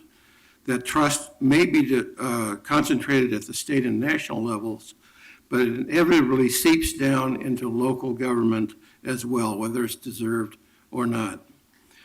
The open and accountable elections reform fights this perception by tightening Oregon state reporting requirements for campaign spending and contributions at the local level. And there can be very stiff penalties in this proposal for violations of these requirements. So the tighter reporting requirements together with tough penalties equal more transparency in political campaigns. Now I want to touch very briefly on the importance of civic engagement. AARP believes it's vital that citizens participate at all levels of our democracy. And this proposal has every chance of improving that. In New York City, which has had a similar proposal, as you've heard, for almost 30 years, studies have shown that the Fair Elections Act there has invigorated civic engagement. The donor match program has increased the number of campaign donors overall, and it has increased the number of small donors. Candidates who have participated in this program in New York say they can profitably spend their time in small neighborhood meetings talking to a broad spectrum of residents. They report this outreach in many cases has resulted in local citizens getting involved in their campaigns. And that is civic engagement, my friends. So for these reasons and many others, we at AARP Oregon urge you, the council, to improve our local government by passing the open and accountable elections reform. Thank you. Thank you. Welcome. Thank you. My name is Ann Littlewood. and I'm speaking as a small donor. I've lived in Portland most of my life, a good many decades, on the east side. I've always tried to be informed about my city. I read the news, I vote, I talk to candidates that come to the door, I make contributions. My contributions were small potatoes until about 2 years ago when I accidentally entered my Visa security code in the amount field for an online campaign donation. It wasn't a huge amount, but apparently it was enough. Ever since, candidates call me to chat and to hear my views. But what I really want to tell you today is that I never once thought of running for office. Now and then, I'd wonder why people would do the hard work, put up with the aggravation, and drain their bank accounts to get elected. And like everyone else, I'm quick to criticize, but not so fast to step up. When I looked at this campaign finance reform measure, it finally occurred to me that it really ought to be possible for anyone with a start to run for office, including people who haven't got access to big donations and people who represent the diversity of Portland. I've been persuaded that this is a tested, practical approach that can work for Portland, and that it will open a space for voices that really should not be so hard to hear in our political discourse. We all know that our national politics are not very representative or in gridlock. Change will have to come from the bottom up. Let's be part of that process. Let Portland show the way. Please pass the open and accountable elections. Thank you. Thank you. Thank you all. The next three are Gregory Monahan, Akish Singh, and David Delk, and they'll be followed by SV, Cassie Cohen, and Kelly O'Hanley. Welcome. Thank you for having me. I'm Gregory Monahan. I'm here as a representative of the Oregon Sierra Club, where I'm a volunteer organizer. I'm going to truncate my testimony, which you have copies of in the interest of time. The Oregon chapter of the Sierra Club supports the adoption of the open and accountable elections policy. I'm skipping the reasons which are in my testimony. But in summary, the outcome will promote a more representative government that is more responsive to the needs of the diverse residents of Portland. This, in turn, will make our city better prepared to meet the challenges thrust upon us as we seek to make a just transition to a carbon-neutral society. Thank you for giving us the opportunity to share our views, and thank you for listening. Thanks very much. Good afternoon. Welcome. I'm David Delk. I'm the president of the Alliance for Democracy. It's a little grassroots organization that believes that we need to establish true democracy. So I am very pleased to say that the Alliance for Democracy is totally supportive of the proposal by Commissioner Fritz, and we're very grateful that you've brought it forward. We need to move from a privately financed system of electing our city mayor and commissioners is very clear. The present system causes people to believe that their officials are bought and sold to the highest bidder. Certainly not a system which builds confidence and trust. However, we do note that all other governments using a public financing system mechanism also have limits on campaign contributions. Seattle, which earlier this year enacted a public funding system, at the same time tightened the limits they already had in place. The danger with not having limitations is that privately funded candidates can swamp the publicly funded candidates, making elections non-competitive and subject to the same distrust that the present system engenders. On the Multnomah County ballot is Measure 26-184 to limit campaign contributions and expenditures and requiring disclosure of major funders. The City of Portland should consider and then adopt the same requirements for city elections. We also think that candidates who accept public funding should be identified as having accepted and participated in the system, while those who have not should be identified as not participating. At minimum, such identification should be part of each candidate's voter pamphlet statement. Limitations combined with public funding and clear identification of participation is the way to create a democratic system with public, and build public confidence in the system. Thank you. Thank you. Thank you for reminding me about the stipulation to have that as a participating candidate. We had to do that in the old one. I'll put that down. Thank you. Thank you very much. Welcome. Good afternoon. My name is Akash Singh, and I regret to inform you that my testimony will not beat the record for the shortest one. The phrase "we the people" at its creation realistically referred to white landed gentry. In 2016, as we have hopefully expanded the definition of people within that phrase, we are confronted with a troubling circumstance regarding our democratic institutions. When Governor Mitt Romney, which seems like ages ago, said that corporations were people too, there was an understandable anger at that sentiment. But as abhorrent as those who truly cherish the meaning of a democracy find that sentiment to be, it is a reality. When corporations and donors have a greater degree of power than the citizenry and how our democracy functions, we the people garner an oligarchy instead of a democracy. With oligarchical structures, public services are presented to the public as if they are in their best interests, even if the constituencies affected ardently voice their opposition. But there's little to no accountability in such a system, and without that accountability, there simply isn't a system beholden to the public. People of color, women, LGBTQIA individuals, people of lower incomes, and other marginalized communities and populations are often barred from corridors of power. Individuals from those communities and groups, in spite of their experiences and ideas, are thwarted by donor checks long before they even have a chance at the ballot box. Open and accountable elections is a way for that barrier to be eradicated. Without individuals of all walks of life taking part in the decision-making process, the amount of progress Portland can make is truly minimal. I urge each and every single one of you to support our democratic values and be in favor of open and accountable elections. I urge each and every single one of you to stand up against the diluting of democracy in a renewed age of voter suppression by respecting the power of the public.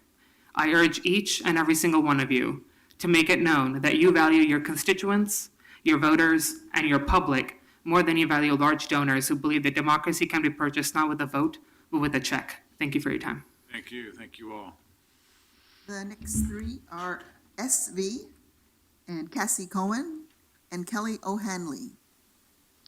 And they will be followed by Valdez Bravo, Carly Edwards, and Sammy Aloy. This should be SV from Gresham Address, Cassie Cohen. Okay. Please go ahead while they're getting settled. Great. My name's Kelly O'Hanley. I'm a physician. I'm speaking on behalf of the Climate Action Coalition. Our coalition is composed of about 11 local organizations and has been responsible, among other things, for helping stop the proposed propane terminal, as well as advancing the No New Fossil Fuels Infrastructure Measure. While 2/3 of the general population acknowledges that climate change is real, the overall political response to this threat has been muted at best. This begs the question, why? Fossil fuel companies pour money into political system. Exxon knew about climate change about 40 years ago and spent millions to promote misinformation. In 2015 alone, fossil fuel companies spent upwards of $140 million on lobbying efforts. In the past year, they spent $90 million in campaign contributions. We're up against Goliath. We need to place the voters' interests, not those of outside donors, front and center in the political process. Open and accountable elections will help ensure that Portlanders concerned about climate change can be heard in our democracy. Therefore, the Climate Action Coalition views any and all steps at the federal, state, and local levels to get corporate money, notably fossil fuel money, out of politics is absolutely crucial. So the Climate Action Coalition says in full voice, bring on Portland campaign finance reform, yay. Thank you. Thank you. Welcome. Good evening. My name is Cassie Cohen. Thank you for having me and listening to us tonight. I'm here on behalf of Unite Oregon. I'm a staff at Unite Oregon. I also come before you with my experience as a woman who was born and raised in the Portland metro area, as a former city employee who worked to help complete Portland's largest citywide community visioning process, Vision PDX, as a volunteer who has contributed hundreds of hours of service on community and city commissions and boards.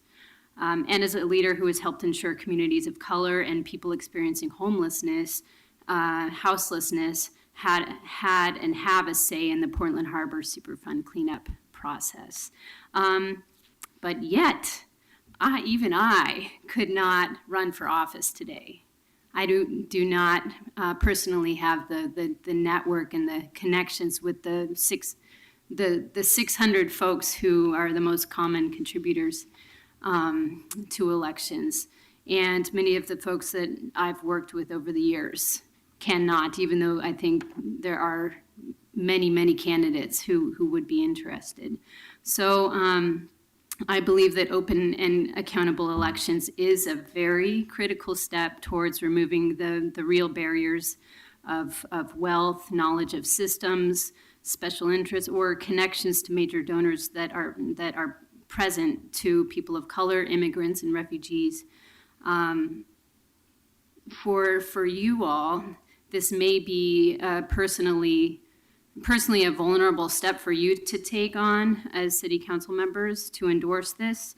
But I feel a critical step in your journeys as leaders to take this step to find a way to kind of work out the logistics that I've heard tonight that are issues around who will operate this new program and find a way to make it work. I feel encouraged by your good questions, and it sounds like there is some genuine interest in finding a way to make this act happen. And I do envision starting a new trend where the city of Portland can lead in its practice of having full representation of all communities on its city council. So thank you. Thank you. Good afternoon, or good evening, welcome. Good afternoon. My name is Surisai Vilalai, hence I go by SV. It's my first time speaking today, and I'm honored and thankful to have this venue, this opportunity, this ability. Actually, a little backstory is United Oregon used to be known as CIO, Center Intercultural Organizing, and I was fortunate to be one of the graduates in 2009 as the first pilot. So it's just wonderful to see that they're progressing and growing and building a strong network. They did not ask me to come here today. As a matter of fact, I was born in 1980, and I feel I'm a bridge in a way for the Generation X and the millennials of our time.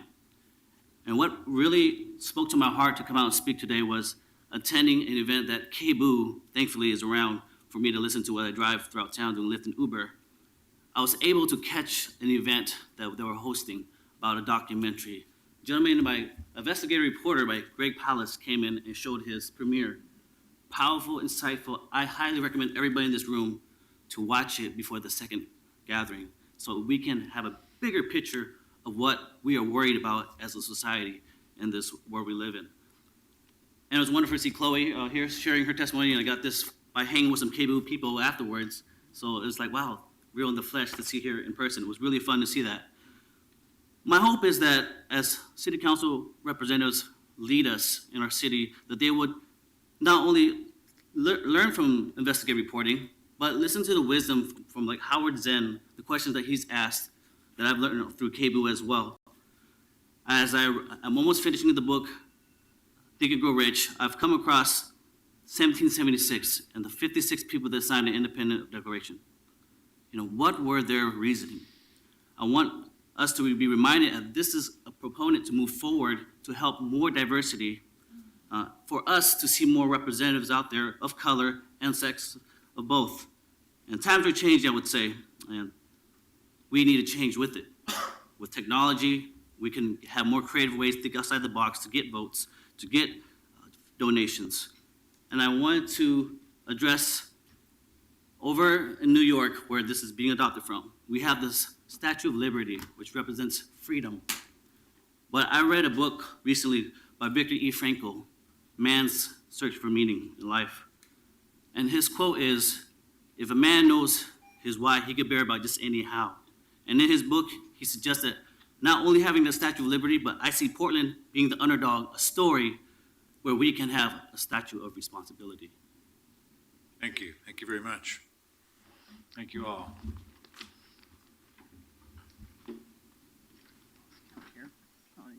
The next three are Valdez Bravo, Carly Edwards, and Sammy Alloy. And they will be followed by Bill Harris, James Offsink, and Ben Garretts. Welcome. Good afternoon. Thank you. My name is Valdez Bravo. I'm a native Oregonian, a Latino, and a veteran. And I'm proud to be the descendant of a Yankton Sioux chief and an affiliated member of the Standing Rock tribe. I'm also proud to have served 8 years in the Army, serving in Afghanistan before returning home in 2003. I now serve my fellow veterans at our local VA hospital. 12% of Americans served their country during World War II. Today, less than 0.5% of Americans serve. This, along with economic barriers to entry, has resulted in a lack of veterans serving in elected office. In 1975, 70% of Congress had served in the military. These days, it's closer to 20%. And there are also less veterans serving in local government. There are no veterans on our Portland City Council, and there hasn't been a veteran on our City Council in 24 years, since Mayor Bud Clark, a former Marine, left office in 1992. Open and accountable elections will level the playing field and ensure that veterans will have a voice at the table, and the opportunity to once again serve and participate in the civic process. Veterans bring their loyalty, duty, selfless service, honor, integrity, and personal courage and diversity to City Council. People of color, while underrepresented in government, are more than overrepresented in the military. Veterans' leadership and diversity will have a powerful and positive effect on local government. This will create a pipeline of future leaders who can serve in positions of increasing responsibility, leaders who look like the communities they serve. Every day at the VA, I see the lasting damage that war has wreaked upon my fellow veterans and their families. Men and women, old and young, forever altered by their experiences. The impact of war on our communities is often invisible.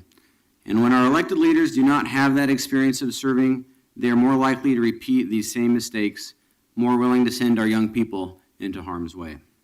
We need campaign finance reform at all levels of government, and Portland has the opportunity to take the lead and be a model for other cities, counties, and states. If we can demonstrate a commitment to transparency and open elections across the nations, we will be able to transform the landscape of the political environment and open the door to achieving real progress. And at the micro or macro level, whatever your passion, be it racial justice, climate justice, social justice, or economic justice, we're not going to war. We need to reform our political campaign finance system. And when the donors have open access, we lose. And when the average American citizen has open access, we win. And when we, the average American, has an equal chance at being elected, we will achieve a more engaged electorate, a representative government, and a government that is truly of the people, by the people, and for the people. Thank you. Thank you. And thank you for your service. Hello, my name is Carly Edwards, and I'm the state director for the Oregon Working Families Party. Our minor party represents 11,000 registered voters and over 30,000 supporters. I'd like to thank commissioners for your leadership and for bringing this issue, and in particular, Commissioner Fritz for your leadership on this issue, not by just bringing us here today, but for living your values using the system Portland has had in place in the past, and also for hosting the town halls, which I had the opportunity to attend. I also want to thank those who helped put on the community aspect of this and bringing people here today. There was a tragic loss in the social justice community, and I think it's very poignant given the issue to just raise a quote from Sarah Iana Roan that she posted today that was, "Please give us fierce hearts for the fight and soft hearts for the fighting." So thank you for my brothers and sisters for being here, for helping organize this. It feels like a common theme for me to be able to come here in the last few weeks and be able to highlight proposals that are being brought up that are the exact kind of creative common sense policies that our voters want to see and are looking for from local leadership. And in particular, I know that our voters are overwhelmingly enthusiastic to support policies that limit big spending in politics. This policy has the power to fundamentally improve our local democracy. Our voters are tired of the big money in politics that Citizens United has unleashed, and are also tired of feeling narrowed into choices because too many of our community leaders are left out of the political process, and because of their lack of access to big dollar donors. Many of our voters purposefully have chosen to be part of a third party that they feel represents their values, in part because we aren't supported by those same big dollar donors. This policy excites voters like ours because it gives a breath of fresh air that we can change broken systems. Our voters also want to be seen and heard by those that are elected, and we know public financing models help promote candidates talking to more people, which helps our democracy as those elected have stronger connections and understanding to the issues in our communities. In short, this policy is exciting. This policy is proven. This policy will overwhelmingly make our community better, and passing it by City Council is an excellent reflection of our city, your leadership, and the work of all those involved to make this happen. Thank you for your time. Thank you. Welcome. Hi, good afternoon, Mayor Hales and Commissioners. Thank you so much for your dedication to this issue. For the record, my name is Sammy Alloy. I'm the Deputy State Director of the Working Families Party. The Working Families Party seeks to create a voice for working people in politics. We're working to create a future where our economy works for everyone, not just the wealthy and the well-connected. One where politicians are accountable to working people instead of corporate interests and wealthy donors. We believe that our local elected officials should reflect the diversity of our communities and should have the ability to focus on policies that matter to working families: good jobs, secure housing, accessible healthcare, and quality, affordable education. Open and accountable elections is an exciting step towards achieving those goals. This policy is a game changer. By amplifying small contributions, it'll change the way that candidates campaign, giving them more time to focus on the needs of constituents and their policy goals, and less time fundraising. By adding more transparency around campaign contributions, it'll help make our democracy more open and accessible to everyone. And by limiting the influence of the wealthy and the well-connected, it'll give women and people of color a real chance to run and win, making our democracy more representative of all of us. In considering open and accountable elections, Portland is on the right track. Similar policies have been tried and proven in other cities, and this is the right time for Portland to follow suit. The Portland City Council, rather than the ballot, is the right place to pass this reform. Voters have been clear that they're fed up with big money in politics, and I think after this election cycle, we've all seen enough multi-million-dollar attack ads. Voters want our elected officials to focus on solutions. People of all backgrounds and political affiliations want a democracy that values everyday voters over large and out-of-state corporations. That's why there's such strong public support in Portland for this reform. I also just want to share a couple of pieces of information that were shared with us by our colleagues at Connecticut and New York Working Families, where they have public financing of elections. The data bears out that this is a system that works. The New York Brennan Center for Justice took a look at who was donating to campaigns, and they were shocked by the results. In 2009, they compared city council races governed under public financing with 2010 legislative races in the same neighborhoods which weren't. In the low-income communities of Bedford-Stuyvesant, low-income donors were 24 times as likely to donate to political campaigns. So, I think the proof is in the pudding there. And also, I want you to consider that in New York and Connecticut, their public financing systems were really a result of political corruption scandals that happened there. And, we're lucky here in Portland that we haven't had to have such a crisis, and let's not wait for that to occur.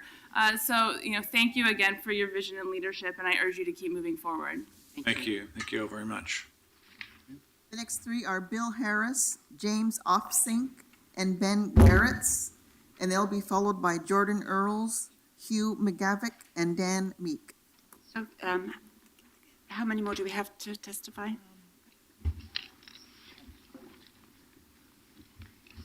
Would you just raise your hand if you see calculate that while, I'm thinking we could perhaps go to 2 minutes, because how long can you stay? About 8 more signed up. Oh, 8 more, we can make it. We can make it then. okay, good, thank you. Bill, I think you're on first. My name is Bill Harris. I am a board member at Oregon Common Cause. We're going to project the photographs for people to see of a large group of people, scores of people who filled out cards describing why they want this measure passed. I'll be reading their cards while the projection occurs. after a while, There we go. sometime. Everyday Oregonians, and here they come. They ready to go? There they go. Oh, there's a card. I believe we need more diverse representation in our elected offices. The current state of elections unfairly amplifies the voices with the most money.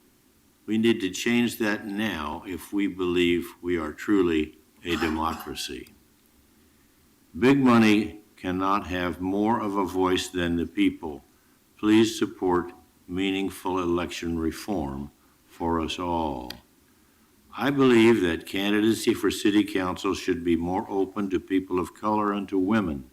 People should not have to spend so much time raising money from big donors. They therefore could talk more with the people of Portland. All should be able to run for office without being held back by people with weighted pockets.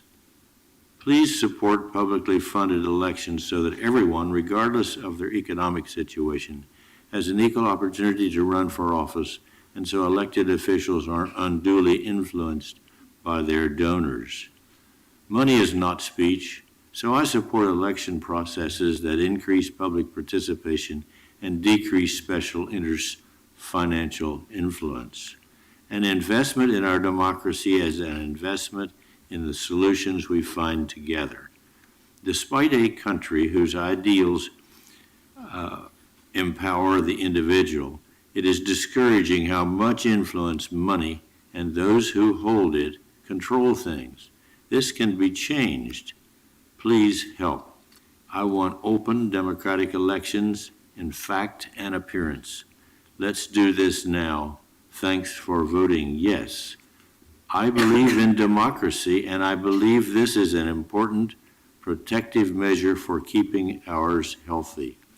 People like me who would like to run for office can't afford to run a campaign and don't have access to big donors. The political priorities of large donors frequently do not align with mine. With open and accountable elections, I believe that my views will be more openly represented by our policy makers. Thank you. Thank you, Bill. Thanks very much. Welcome. Good afternoon. Hello, I'm James Ofsink, a current candidate for the Oregon Senate and a longtime democracy advocate through organizations like the League of Women Voters, Common Cause, City Club, Hack Oregon, and others. Voter-owned elections was the first campaign that I was closely involved in, and I was heartbroken to see the promising program fade away due to a few hundred votes. Throughout my tenure in local activism and advocacy, I have consistently been impressed with the policy ideas, passion, and political savvy of members of the community who are outside the traditional circles of power. These individuals have a lot to contribute to the way our society is run, but as our system exists today, they will most likely never be put in positions where they can enact real change. As I can attest, being a candidate in our system as it exists today requires a tremendous amount of money to print literature, make lawn signs, use voter tracking technologies, and to do all the other things that are required to run a viable campaign. And that financial burden is an invisible barrier that limits who even starts the process. For someone working full-time and making $30,000 in an entire year, the idea of raising $200,000 or more from some of the numbers that we've heard in just a few months is daunting to the point of discouraging.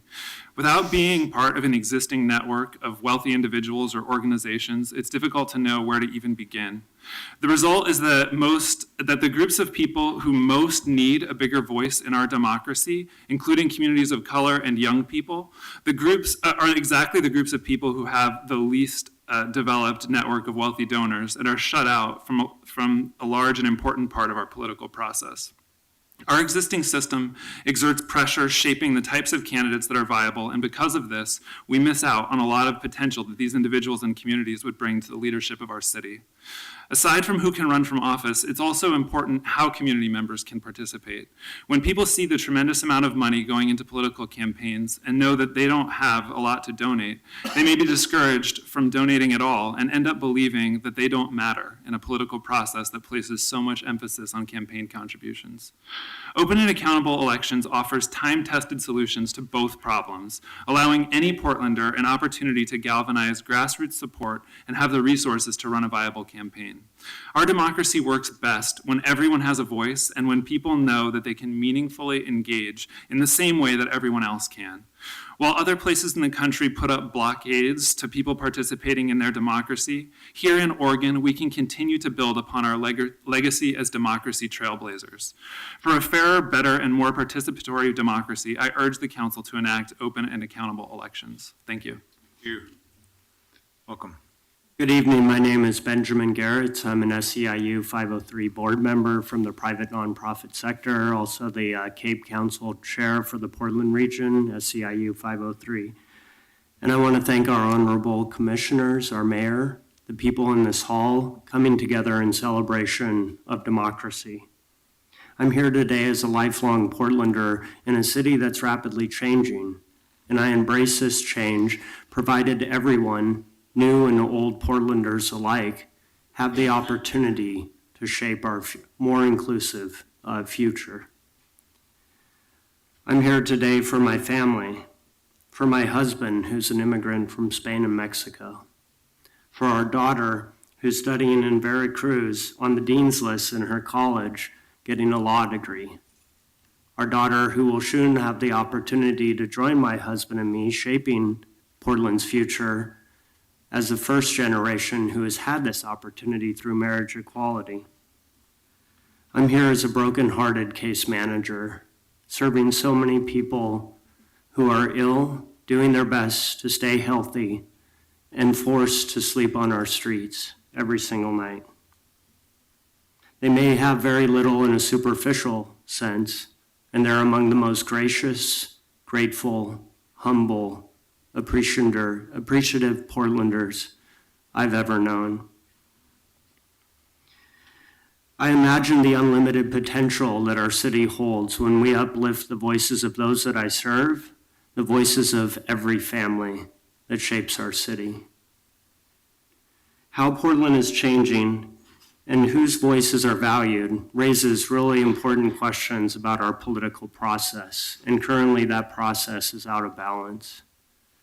The voice of a wealthy donor writing one check too often silences the voices of families like mine. We struggle to pay the bills. We contribute what little we can with the hopes that our working class voice may be heard. So I ask of you to raise your voices of leadership, and support this resolution for the people of Portland who are here today and the new Portlanders like my daughter who will help shape our future. Thank you. Thank you. Thank you all. The next three are Jordan Earls, Hugh McGavick, and Dan Meek. And then there are 8 more after them. The next 3 after will be Nicholas Caleb, Chelsea Penning, and Gregory McKelvey. Welcome. Good afternoon. Hello. I'm Jordan. I'm a senior at Portland State. I'm here in support of the Open and Accountable Elections Act. I was born at OHSU in 1991. I decided to attend PSU because I wanted to integrate my education with my goal of positively impacting the city I call home. Our motto is "Let knowledge serve the city." As a young student and a young person, I see my future as tied to the future of our community. And in order to move towards a brighter future, we need to find comprehensive solutions to the problems we all face together. Our current campaign finance system prevents us from doing that, though. Right now, candidates are required to fundraise from wealthy individuals in order to run competitive campaigns. When candidates have to focus their time and energy on those who can give the most, they spend less time with people who are most hurt by the problems we face together. That means the experiences of those most impacted by these issues are divided from the solutions that are sought on their behalf. I'm a political science student, and in political science we say policymaking is a form of problem solving.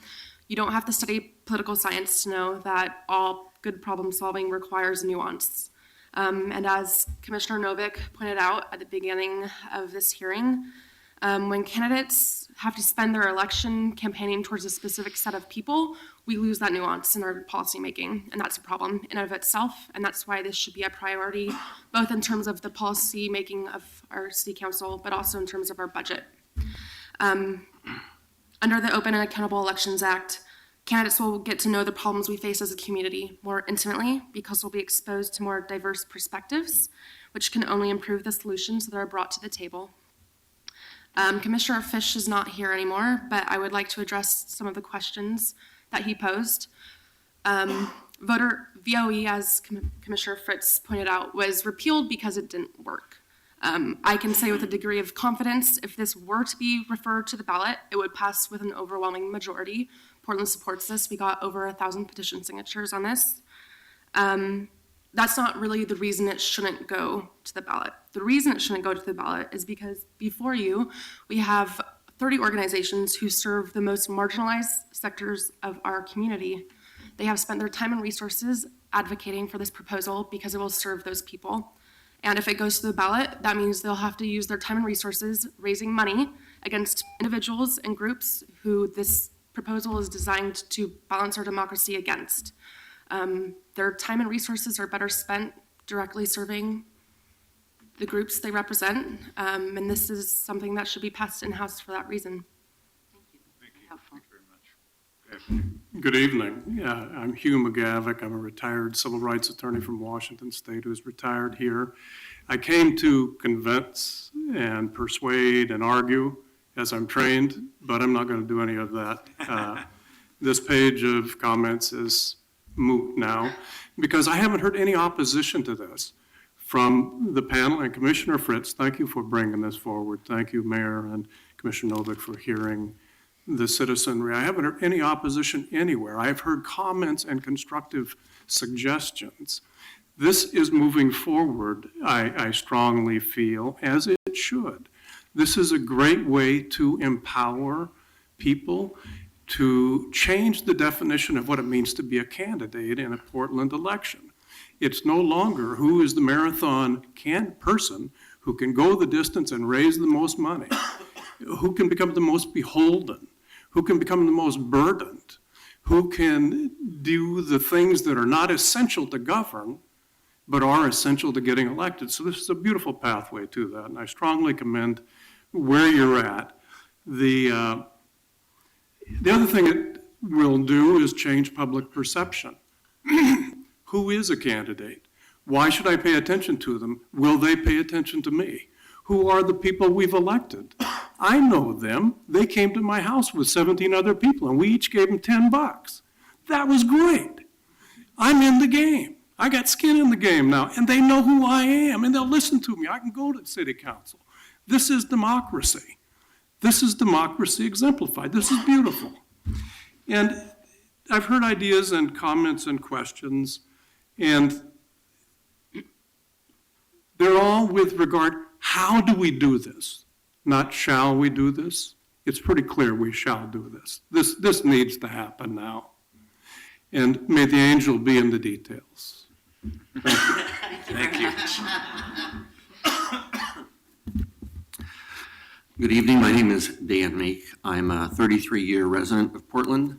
I'm currently co-chair of the Independent Party of Oregon, has about 120,000 members statewide and probably at least a few dozen in Portland. I'd like to suggest that the ordinance could profitably incorporate a couple of the provisions that are in Measure 26-184 of Multnomah County, which is on the ballot, and I hope will win in about 5 days, and is described in great detail at honest-elections.com. One provision of your ordinance, proposed ordinance, is that once a candidate receives public funding up to the limit provided, then that candidate can no longer raise money from any sources at all, not even from small donors. And for example, for a council race, as I read it, in the primary, the spending limit essentially is $250,000, of which $144,000 comes from public funding. In the general, $300,000. and about 216 comes from public funding. After that, the publicly funded candidate has to shut down all fundraising. As I read it, can't even receive $1 from anyone. That prohibition, that shutdown is then lifted if a non-participating candidate exceeds those spending limits. Well, that might not happen. Or you might have two publicly funded candidates running against each other, and they both get up to the limit, and then they're stuck. And far be it, I'm sure that particularly Commissioner Novick will be interested in when I say that sometimes you restrict contributions too much. And essentially shutting down even small contributions, once you get up to a particular level of contributions received, I think you might want to reconsider. You might want to lift the limits under less stringent circumstances. In addition, let's say that you have a publicly funded candidate reaches the limit, and then someone comes in to support a candidate on the other side with, $500,000 of independent expenditures. This measure still doesn't allow the publicly funded candidate to raise even one more dollar from anyone. So I think that the limits on what a participating candidate can raise should be raised also if independent expenditures come in on the other side. Now, the two provisions of Measure 26184 I would suggest are put taglines on independent expenditure ads. The county measure says those ads have to identify their top 5 true original sources of funding. And a provision like this actually saved the city council and mayorship of the city of Richmond 2 years ago in an example that you're probably familiar with. Maine has adopted that. California's had it for a while. It's on the ballot, statewide ballot in Washington, and will probably, I would assume, I hope, will pass in about 5 days. And finally, like the county measure, I think this measure should ban or limit independent expenditures. The county measure bans it from everyone except an individual can spend $5,000 in independent expenditures. A political committee can spend $10,000, but only from contributions received from individuals in amounts of $500 or less. Do those limits violate Citizens United? You bet they do, absolutely. And we don't need to be governed by the dead hand of Antonin Scalia and his 5-4 Citizens United majority. Unless Donald Trump wins the presidency, there's going to be a 5-4, if not 6-2, 6-3, or 7-2 majority to go back to the pre-Citizens United regime. The U.S. Supreme Court upheld statutes totally banning independent expenditures by corporations and unions as recently as 2003. Thank you very much for your testimony. Thanks, Dan. Do send whatever you can from that testimony in writing as well, please. The next 3 are Nicholas Caleb, Chelsea Penning, and Gregory McKelvey. Come on up. What about, we have Andrea McLeod, Barbara Dudley, Barbara's still here. She was. Matthias Quackenbush, Michael Withy, and Karen Jagera Rogel. Okay, looks like we might have our last 3. Go ahead, please. Hi. Just want to start out by saying, I know we had a rocky month or so, but I don't hate any of you guys, and I actually really respect all your guys' commitment to public service. But anyway, I'm going to start with the story. A few weeks ago. Greg, what's your name in the record? My name is Gregory McKelvey. So a few weeks ago, when we were all considering any means necessary to get the elected officials up here who voted for the police union contract out of office, and Commissioner Fish decided, I feel like I'm kind of preaching to the choir because I feel like this is the 3 people that maybe my testimony doesn't really apply to, and maybe these 2 are the ones that oppose this, but whatever, for the record. A man by the name of Charlie Williamson commented, I think you know him, Steve, commented on the status of Nick Fish and let him know, and asked him when for Nick Fish to let him know when to start writing checks. So I looked into that guy's donation history, and it turns out that him and his wife have given over $2,000 to political campaigns or PACs just since 2011. And I just ask, what does it say about our politics that when a rich person sees that the community is standing up for something, he believes he can squash that with checks? And I've obviously become a regular here at City Hall, yet with all my work, some of you have refused to listen to me, my group, or the community, and I submit that it's probably not the same for Charlie Williamson. So who would this hurt? It's hurt who is hurt by having community members be able to combat politicians with friends like that, and others who can write big checks. And who does it help? It hurts you guys, other than Mayor Hales, because he's not running for re-election, who have developed as part of this establishment, and those connections become less valuable, but it helps the community as we get commissioners who represent us instead of wealthy donors.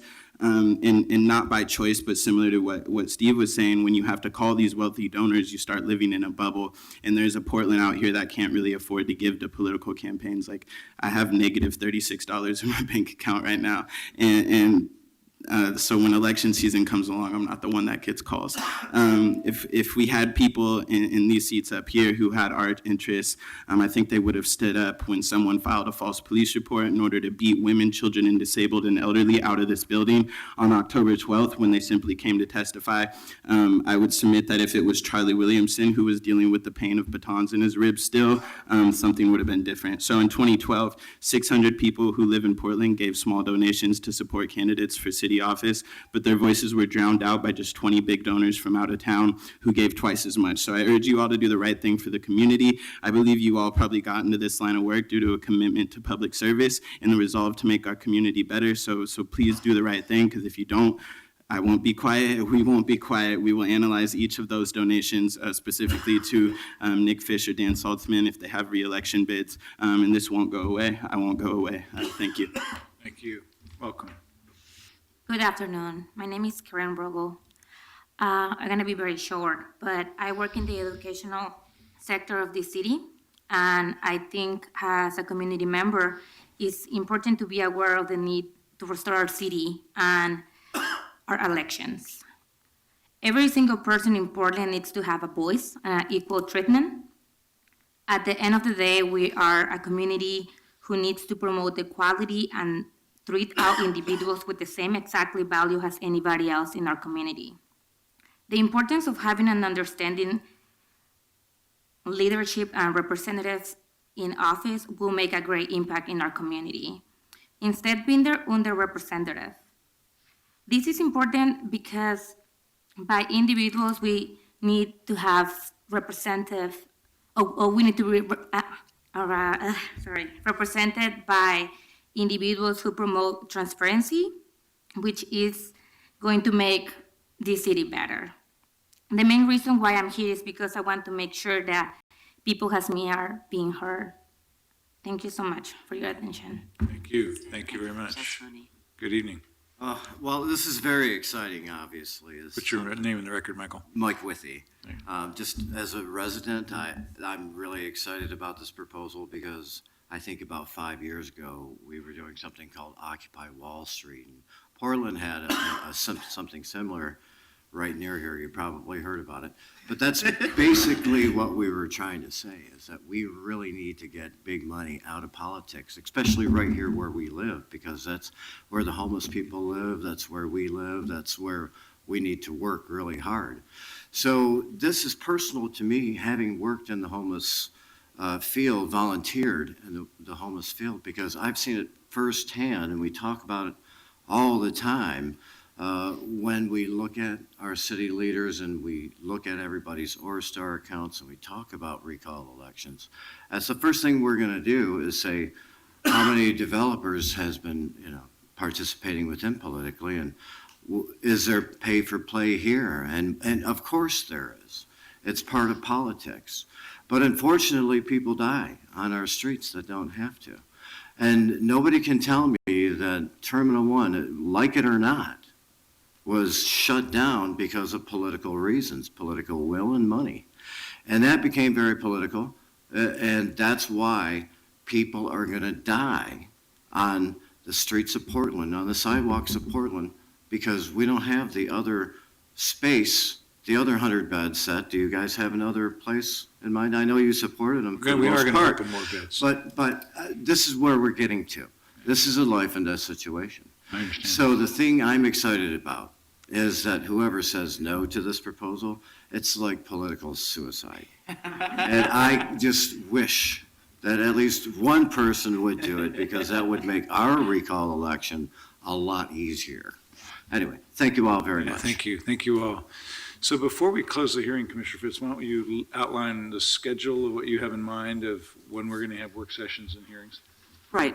Well, first I want to state on the record that we did invite the Portland Business Alliance to give testimony under the invited testimony. So in answer to Mr. McGarrett's point, there are some people who are not entirely enthusiastic about this.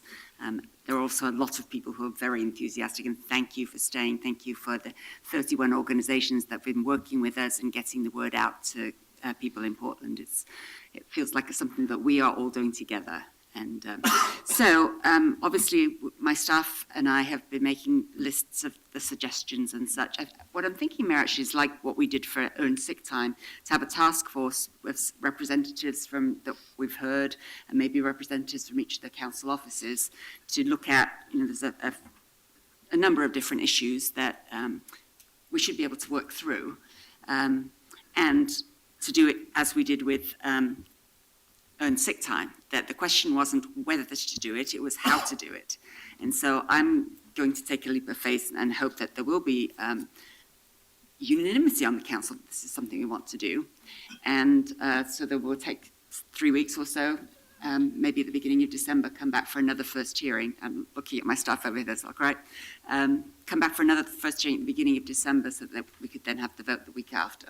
Okay, yeah, we talked about the 7th or the 14th, right, of December? Yes. Yeah. Okay, so that's enough time to get the work done, but still the vote on it in December. Right, I mean, we know what we need to do. And one of the nice things about this is it is based on a system that's been used since 1988. So it's not that we have to think of that the realm of the things that need to be sorted out are obviously who's going to administrate it and high, some discussion about the numbers, which I think we'll probably get even more testimony about. And we have also met with former city council candidates and with other elected officials to kind of get their take on, because each of us is different in our fundraising styles, and the campaigns that we've led have been really different for all of us. So that's the work we're going to continue to do. Does that sound like a plan?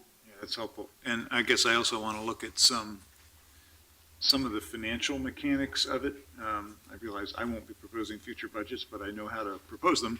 And I think there's some options that we might want to think about how the funding works. Yes, there should be a general fund appropriation, but could there be some accrual in an election when there's not a lot of demand on the fund? Oh, yes, that's what happened with voter-owned elections. So the council regularly raided that fund if it hadn't been used.